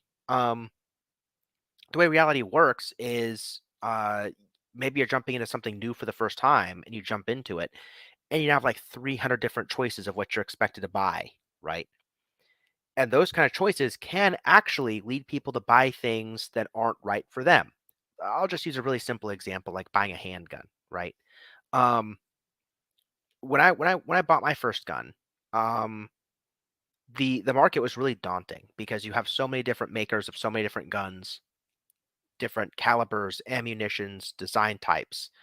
You've got guns without safeties like Glock. I mean, that's not quite true. It's got like the trigger pull is like its own safety mechanism. But I mean, like with some guns, you can actually lock the gun. You can flip a lever, lock the gun while it's holstered.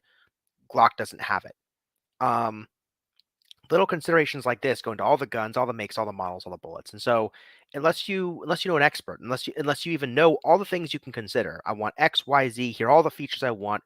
You go to an expert on guns, explain to him what you want, and then boom,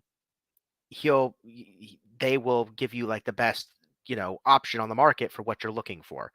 If you don't have anybody to navigate that, those choices can actually hurt you, right? And that's one thing I don't think economic models based on choices have actually dealt with appropriately, is that there is such a thing as analysis paralysis, especially when buying goods in a market you're not familiar with.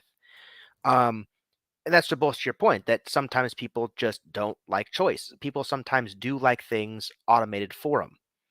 Another example of that would be World of Warcraft. So there's a spec in World of Warcraft right now called Morb Unholy. It's a Death Knight. It's a dual wield spec, and it's got like a whole bunch of stuff to keep up. It's got buffs, it's got debuffs, it's got a gargoyle, it's got a cast, it's got all sorts of crazy bells and whistles, right? And at any time during a fight, there's like 5 different buttons you could push to do a cool thing that you want to do. But there's an optimal way you should push the buttons. But if you're new, you don't exactly know what the optimal way is. So what's the solution for this? Well, there's like an add-on you can download for the game where somebody will tell you just the optimal sequence of buttons you should be pushing based on the buffs, debuffs, your resources available, and that will help you navigate the combat, because sometimes less choice is better than more choice. Just tell me what I'm supposed to be doing to get the outcome I want to get, right? Is basically what it boils down to. We got a guy in the comments who said something that I think is really interesting here. Oh, yeah? He says, yeah, you can, I'm happier with two genders. So basically, that economic rule, that economic rule that Moldbug pointed to entails transgenderism. It's a good point. It does. No, it does. If you take that rule seriously, then it entails transgenderism. Yeah, I mean, I can give the left something to say that, like, maybe they might believe that two options is too rigid, and maybe there should be more options or something that can, give more nuance to people's identities or something.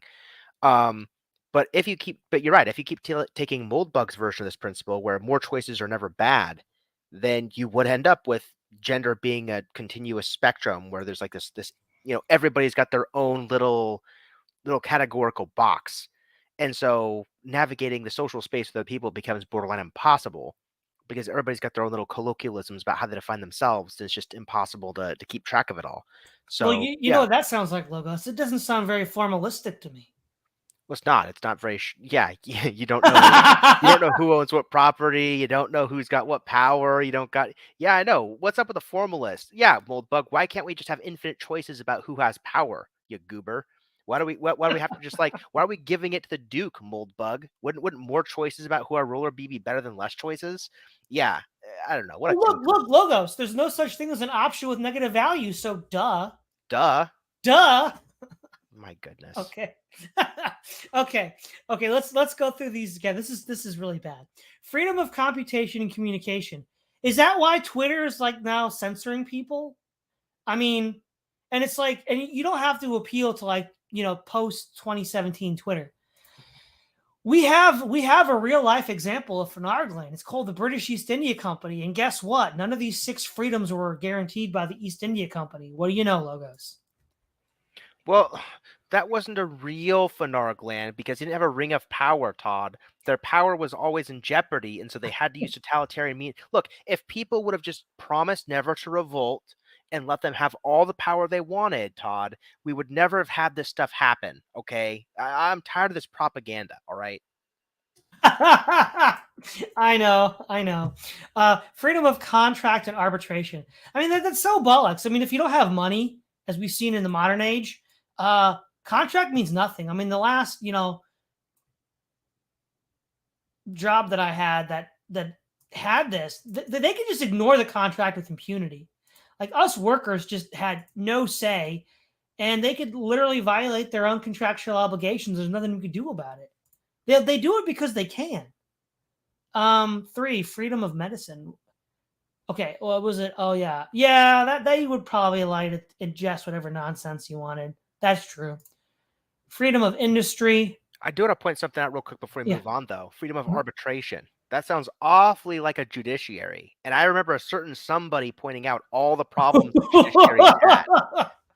So, I mean, what exactly does freedom of arbitration buy you if judiciaries ultimately get to define their own power? Which would be any judiciary at all. Yeah, I know. That's the problem. Yeah. And then we have was it freedom of industry? You can make whatever you want. IP. You see, this is the thing, right? There was a saying that the libertarians had, right? I think it came from Walter Block. Real people who really understand the market make money in the market and don't teach. Well, that's kind of odd. Most libertarians are sitting teaching, so I guess they don't understand economics by their own terms. But of course, you would want to have intellectual properties. You know why? Because they're profitable. And because the goal of the corporation is to maximize profit, you're just leaving gains on the table, Logos. Well, also, I mean, okay. Hopefully the audience will crucify me for this one, but this just goes back to Marx, right? What happens if you have an economy with rampantly increasing replication technology where you can reverse engineer a new product, very quickly figure out how to make it, and within like 2 or 3 months get factories up and running that can start producing exact competitors to the thing being made. Well, Adam Smith told us what happens. The invisible hand happens and prices start falling. The better technology gets, the more prices start falling more quickly. Well, that creates a crisis in investment because you invest in a good, right? So let's say you're researching a new widget or you're researching a new process to produce the widget or something. You research that process. A bunch of investors put a bunch of money up front on helping you research this because they're hoping to get their money back and some profit in the future. But if all economic forecasts say that you're going to put all this money into learning to reproduce this new thing, only for within like 3 or 4 months, a bunch of people to start copycatting you and just, piggybacking off of your goods, what happens? This isn't quite the falling rate of profit, but it's related in the Marxist analysis. And it's basically this crisis of investment.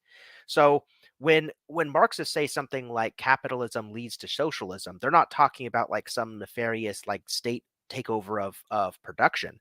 What's going on exactly is this, where Adam Smith's view of technology gets so much better that with limited intellectual properties, you have a crisis of investment. And what happens is the state becomes the investor of last resort. And then what happens is because the state is on behalf of the people, and the state is now the investor of last resort for corporations who can't get backing, given they have no long-term profits for investors due to lack of IP laws. You then get more democratic representation in the workplace because the workers via the state mechanism are the investors, blah, blah, blah. Now I'm sounding like a leftist broken record, right? I'm just trying to state the leftist concern with what's going on. I don't think libertarians who poo-poo IP have really thought this one through, because it just seems to me if this whole perfect competition view that the libertarians have of markets is right, the last thing you want to get rid of is IP, or you can say goodbye to profits. Yeah, this one's rich. Freedom of instruction. That the people need to raise their own children. Well, under Libertopia, they won't get raised. I mean, we've seen in the last 15 years. Where do you think these crazy SJWs have come from? They've come from people that think like libertarians that didn't raise their kids. Now, again, I'm not saying the government should do it. I'm the last person who'd say that. But this idea that people know their own rational self-interest and how to raise their own kids is so completely bunk. I don't know what to say at this point. Well, even better. I mean, let's just put that off to the side for a second. What about all the debates with libertarians where you've had where it turns out that enslaving their own kids is actually a valid option? Well, Moldbug says it is. They may instruct them as they see fit and own them until they choose to emancipate them. Well, what if they never choose to emancipate them? Yeah. What? Then you can enslave adults. Yes. Wow.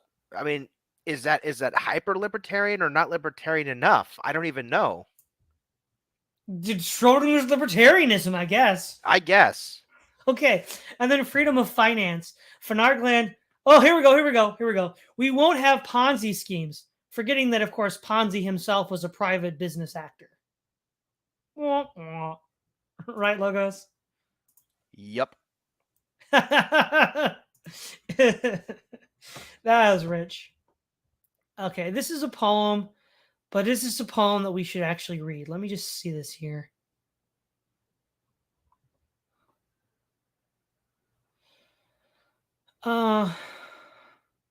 Yeah, we're not going to listen to his commentary on aesthetics. They're not good, regardless. All right, here we go. 5 ways to classify belief systems, May 28th, 2007. I use the word kernel to mean belief system. Kernels, like gall, are divided into 3 parts. Assertions about the real world, Hume is, moral judgments. About the real world, Hume's ought. And paranormal or metaphysical propositions, such as David Stove's wonderful rumination on the number 3. Everyone, no matter how smart or stupid, has exactly one kernel. However, kernels are not assigned randomly, as if some weird Buddhist boot process. For example, your kernel is likely to show similarities to that of your parents, friends, teachers, karate masters, favorite anchorman, etc., etc. Let's call a kernel pattern, which many people share, a prototype. Methodism, environmentalism, firearms practice, snake handling, and Burning Man attendance are all prototypes. While there are a few Methodist environmentalists who are also snake handling marksmen and never miss a burn, various sub-combinations are not uncommon. So let's see here. Let's go back to his definition. There's 3 parts. Assertions about the real world, okay, moral judgments about the real world, paranormal or other metaphysical propositions. So would you agree, Logos, that these are the only 3 possible categories? Let's see. Assertions about the real world, moral judgments, paranormal, other metaphysical propositions. I think it's exhaustive, but I'm not sure why do we know that metaphysical propositions aren't statements about the way the world is or moral judgments? Sorry, why or what? Why are metaphysical propositions not in the first 2 categories? Well, see, that's weird because from what he said before, he said that they're not real. They don't impact the real world at all. And I think what the third category is a container for non-real things. But then he also said morality's not real. So Right. So then why is morality its own separate category? Well, yeah, it seems to me that metaphysics should be in morality, especially if he's worried about, quote, idealism, which he says is metaphysics run amok. So it seems that metaphysical propositions would be in there. The other thing that people usually do with Hume's fork or thereabouts is apply it to itself, right? So is Hume's fork a statement about the real world? Is Hume's fork a statement about reality? So let's talk about his trilemma. Is his trilemma a statement about the real world? I don't think so. It's a statement about propositions. Is a statement about moral judgments? I don't think so. It's not making an ought claim. And so if it's right, it must be a paranormal or metaphysical proposition. And so if paranormal and or metaphysical propositions are to be rejected, then this entire categorization schema is to be rejected. So I don't see the point to all this. Well, maybe there will be a point, but I don't see a point to a lot of the unqualified reservations. So I guess there's that consolation, right, Lucas? Let's see. In general, we are most interested in complete prototypes, that is, kernel patterns that are broad enough to serve as identities. It is common to describe someone as a Methodist, or not quite in the same way as an environmentalist. People who match the other prototypes above may use nouns for themselves, but they're much less likely to be described or introduced as such. An incomplete prototype simply says less about you. For example, many snake handlers are also committed peace activists who drive Range Rovers and shop at Poetry Barn. 2 common examples of complete prototypes are religions, which involve convictions about one or more anthropomorphic paranormal entities, and idealisms, which involve convictions about one or more unidentified universals or ideals. Well, I'm just going to say it again, but formalism is an undefined universal. So moving on. More people consider the distinction between religion and idealism important and or interesting, but here at UR we don't much care for it. Since only metaphysical propositions can distinguish the 2, you can go from religion to idealism and simply back by adding and subtracting gods, angels, demons, saints, ghosts, etc. I personally have slain many ghosts and quite a few demons, and I once kidnapped an angel and forced her at sword point to lead me to the altar of Thoth, where I sacrificed her for 20,000 experience points, permanent immunity to fire, and an alignment change to chaotic evil. However, this was not in real life, and even in D&D, I'll never have the misfortune to encounter a god. Therefore, we're just using the word prototype to mean either religion or idealism. Of course, one could study either forever. In fact, most scholars in history have spent most of their time investigating the twisty little passages all alike of one single prototype. However, since here at UR we are generalists, not Irish monks, Talmudic scribes, or Quranic talibs, we will try and work a little more broadly. Before you can really think about prototypes, you'll have to be able to name and classify them. One obvious analogy is the study of languages, which are transmitted from person to person in a vaguely similar way. Prototype transmission really has nothing in common with language transmission, but the metaphors are the same. What does it mean to say X descends from Y is a classification tree, or a dialectical acyclic graph? Is variation continuous or discrete, etc., etc., etc.? Probably readers can add a few, but I can think of 5 ways to classify prototypes: nominalist, typologist, morphological, cladistic, and adaptive. As our example for each, let's use the movement generally known as the Enlightenment. There is also a noun for people whose kernels match the Enlightenment prototype, but there should be, because this noun arguably applies to almost everyone on Earth. Let's call these suspicious characters luminous. Their sinister views can be described as luminism. A nominalist classification simply accepts the prototype's classification of itself. Luminists, for example, believe there is no such thing as luminism. This is very common. Rather, they are simply people who have seen the light of reason. It has just so happened that they all see more or less the same light at more or less the same time. But since, by definition, there's only one such thing as reason, this explanation is not inherently implausible. A typological classification distinguishes prototypes according to specific features. For example, when you distinguish between religions and idealisms, as between Christianity and Luminism, you are performing an act of typology. The flaws in this approach can be seen by the fact that a typological classification of languages tell us Old Saxon is a dialect of early Apache, since they both have arbitrary word order and long, incomprehensible sentences. Meanwhile, a vampire bat is a grinning hairy owl, IHOP, and dominoes both serve round food. Congress is considering a new O visa for ostriches, Burmese tribeswomen, and other long-necked bipeds, and Luminism is a kind of Confucian Sufi Buddhism. A morphological classification is like a typological classification with a clue. It attempts to construct a historical descent tree by looking at multiple points of similarity.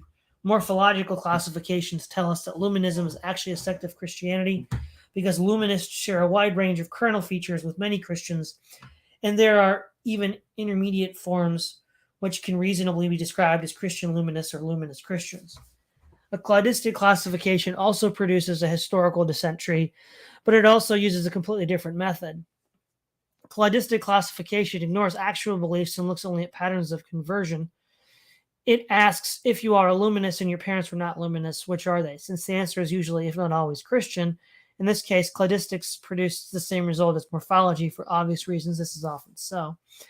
Besides the usual trees, both morphological and cladistic methods can also produce graph structure that is a pattern of combination or syncretism. For example, both methods identify Hellenistic and Jewish roots for Christianity, with a cladistic method adding various Roman cults, such as those of Augustus, Sol Invictus, and Mithra.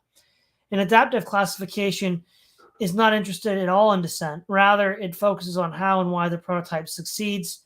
For example, Luminism, Christianity, Sol Invictus, and Islam are all prototypes that succeeded at one time or other by virtue of being an official prototype.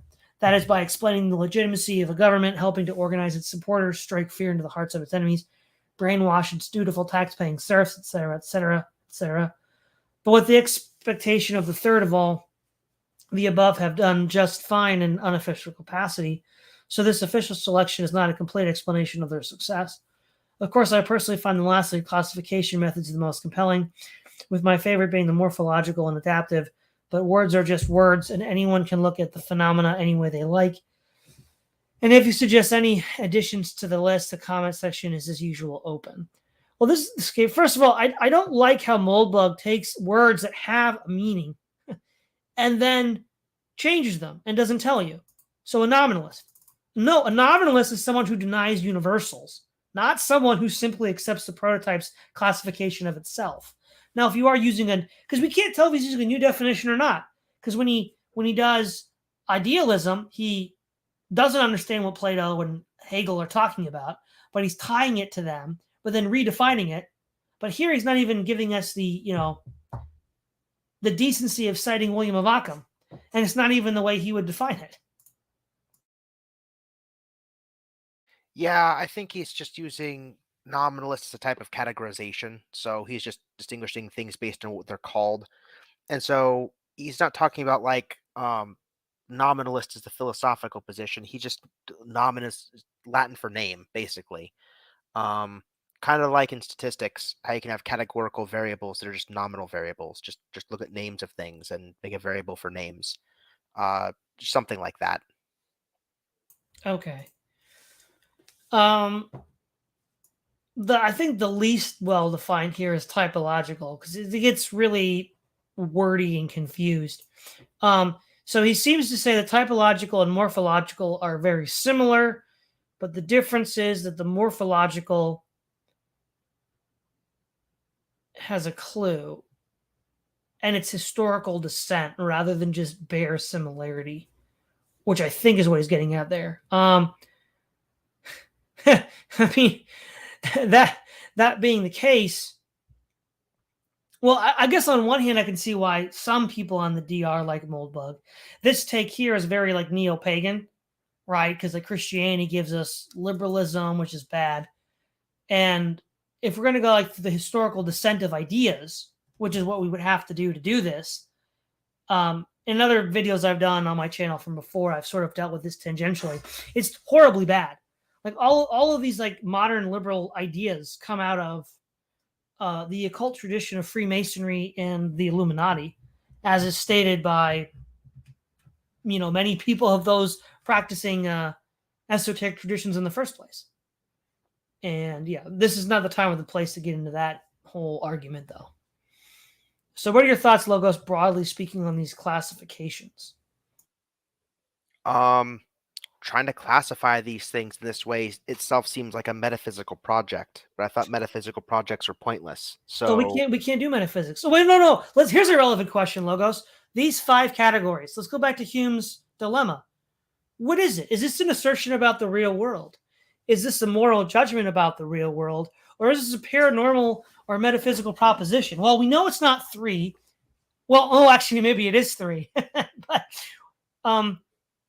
yeah, it's not normative, and it's certainly not an empirical claim about the world, because I don't know about you, Todd, but I've never seen an idealism before, and certainly idealists deny that they have this idealism complex.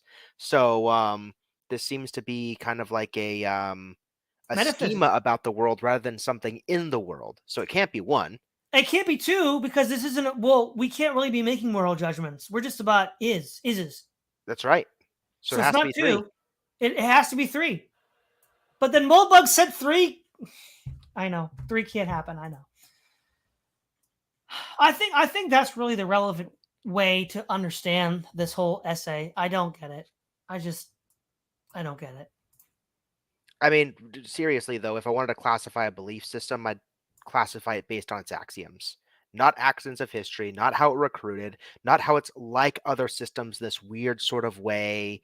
I'd look at its axioms, and you can use law of excluded middle and things like that to say, here's where they agree, here's axioms from which they diverge, and you can just explain how things are like other things. It's very simple. Yeah, but you see, the reason why we can't do that, Logos, is that's metaphysics, and that's not real. Neither's a classification schema he's coming up with, but at least mine's more useful. Okay, given this one could be a big one, and we're already 2 hours and 36 minutes in, I say we just hold it here.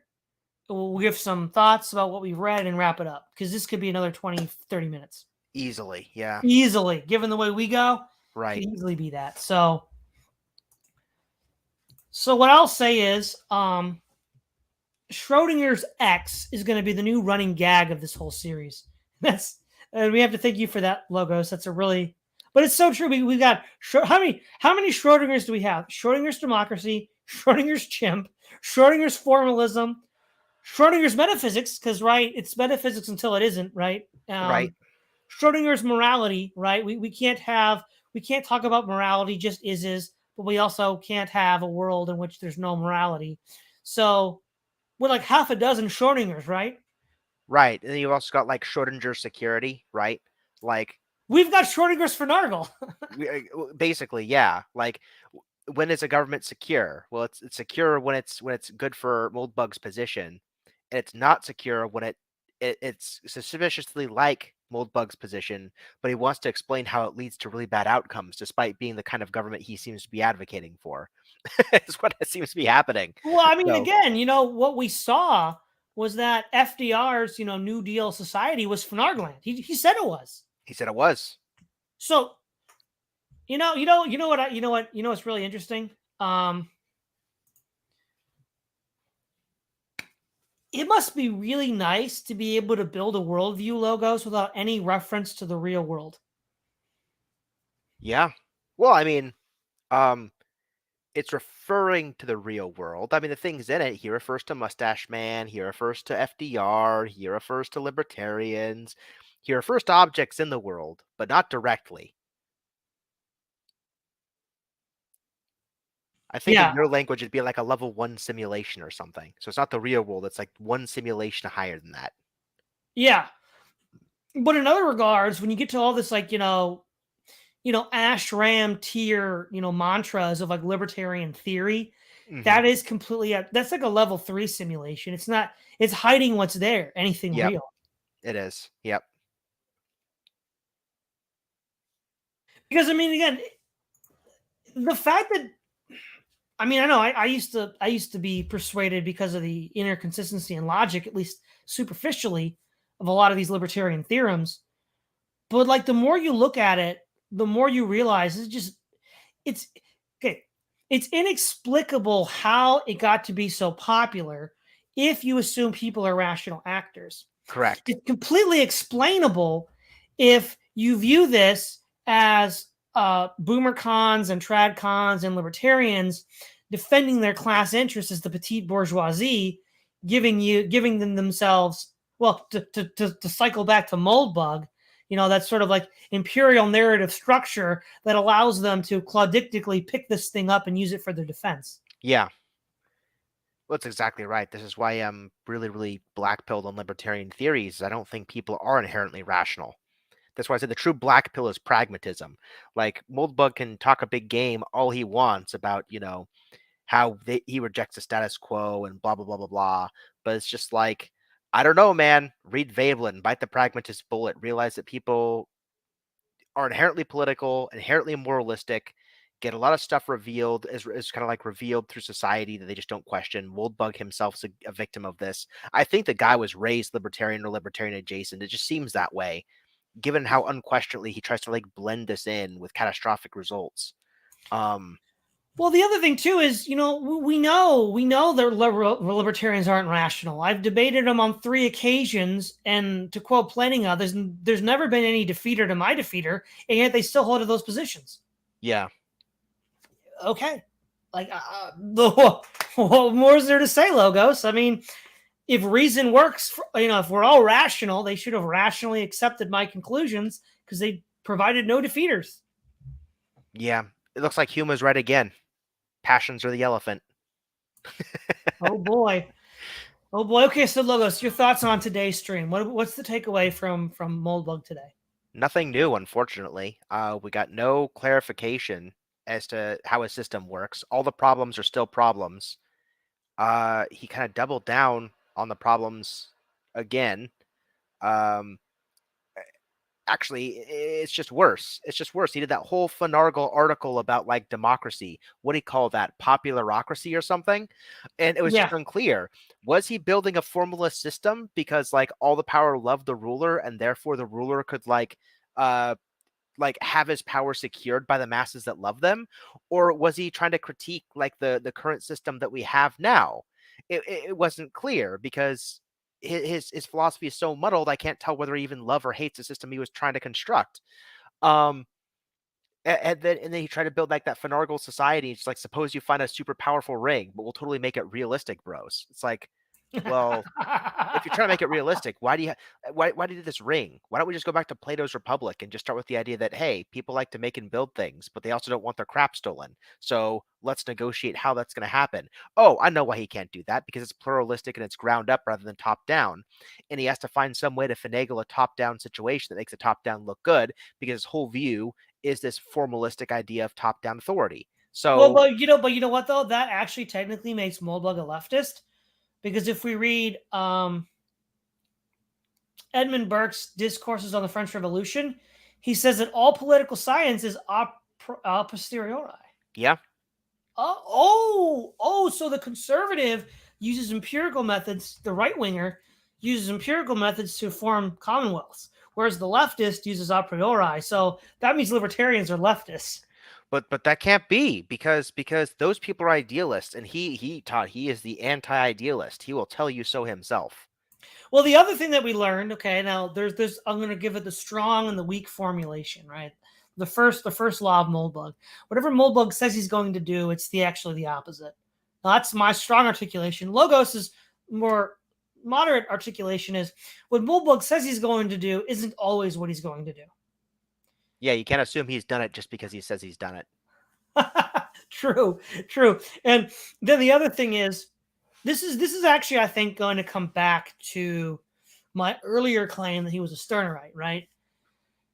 He's sort of, this is a sort of like deconstructionist anarchist project in order to destroy any sort of conception of politics and the state, because he just sort of like blends this all together into this like gruel of nothingness that you all get confused and headaches while you're reading this, and then you don't even know what's real anymore or what the state is, which is of course the goal of a anarchist who's trying to deconstruct the state.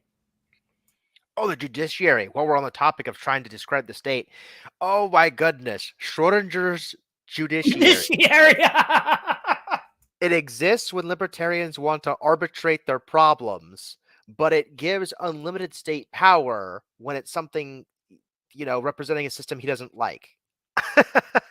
Well, the argument is self-evidently absurd, because let's look at like competing libertarian arbitration firms. Let's say we have firm A and firm B. Right. Well, what if firm A is in a dispute with firm C? Why would we expect firm A to not rule in its own favor? Exactly. Right. Like that doesn't solve anything. I mean, of course, anybody who's a judge, whether they're a private actor. No, I forgot, Logos. I forgot, right? When you enter the market, they sprinkle magic fairy dust on you, so you only act in a rational, calculating way, and we can trust you to do the right thing. Well, but there's no morality, so there's no right thing. The right thing is that which maximizes revenue. But now we have the question of whose revenue to maximize. So let's suppose there's like a rich person, a poor person getting into an altercation or something, right? And let's suppose there's two judiciaries, A and B. Well, judiciary A has some nice ties with the rich guy's firm or something, like board of directors or whatever. And so for judiciary A is going to lean heavily on the poor person on the side of the rich guy. But judiciary B would say, hey, rich guy, you're being kind of a butthole. I'm going to, you owe this poor guy something or something. Well, now it's Schrodinger's like judiciary, like so it's the rational, it's a rational profit maximizing interest to help the rich guy or the poor guy based on which judiciary you pick. And now it's a question of which one, who's going to get strong armed into what. Is the question. But now if you have a single judiciary, now let's suppose he's like, okay, well, that's the problem with polycentric law. We'll be a reasonable libertarian, and we'll just have like a one-size-fits-all judiciary for everybody.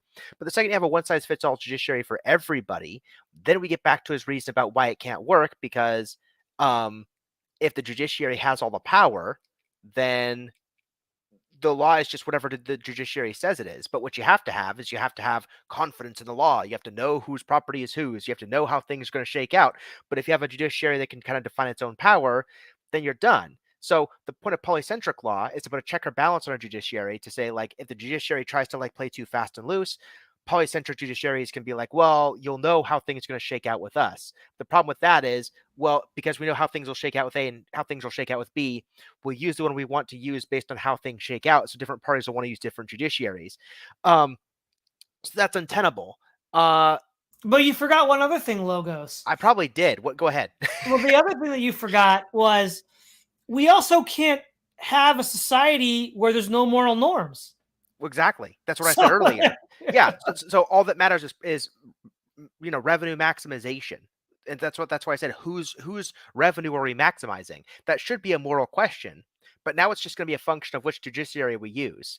And so now it's like, which judiciary do we ought to use? I don't know. It's a good question. So I guess we won't have a polycentric judiciary. We'll have one. But he's already made a compelling argument, if we take him at his word, that you can't have one single one-size-fits-all judiciary. So he's just kind of screwed himself. You know what? I'll be glad when we're finally done with finagle, so we at least know what the heck this whole thing is for.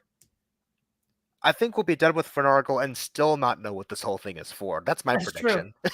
That's true. That's true. Well, is there anything else you want to say before we wrap this up, Logos? No. I hope the audience had fun. I have a headache. I'm going to take some ibuprofen and call it a day. But I hope you guys enjoyed yourselves. Well, at this point, Logos, in addition to you being confused, now I'm confused. So Good. I think we're all confused now. Misery loves And maybe company. that was Moldbug's intent all along. Probably This was. is Todd Lewis of the Praise of Folly podcast signing off.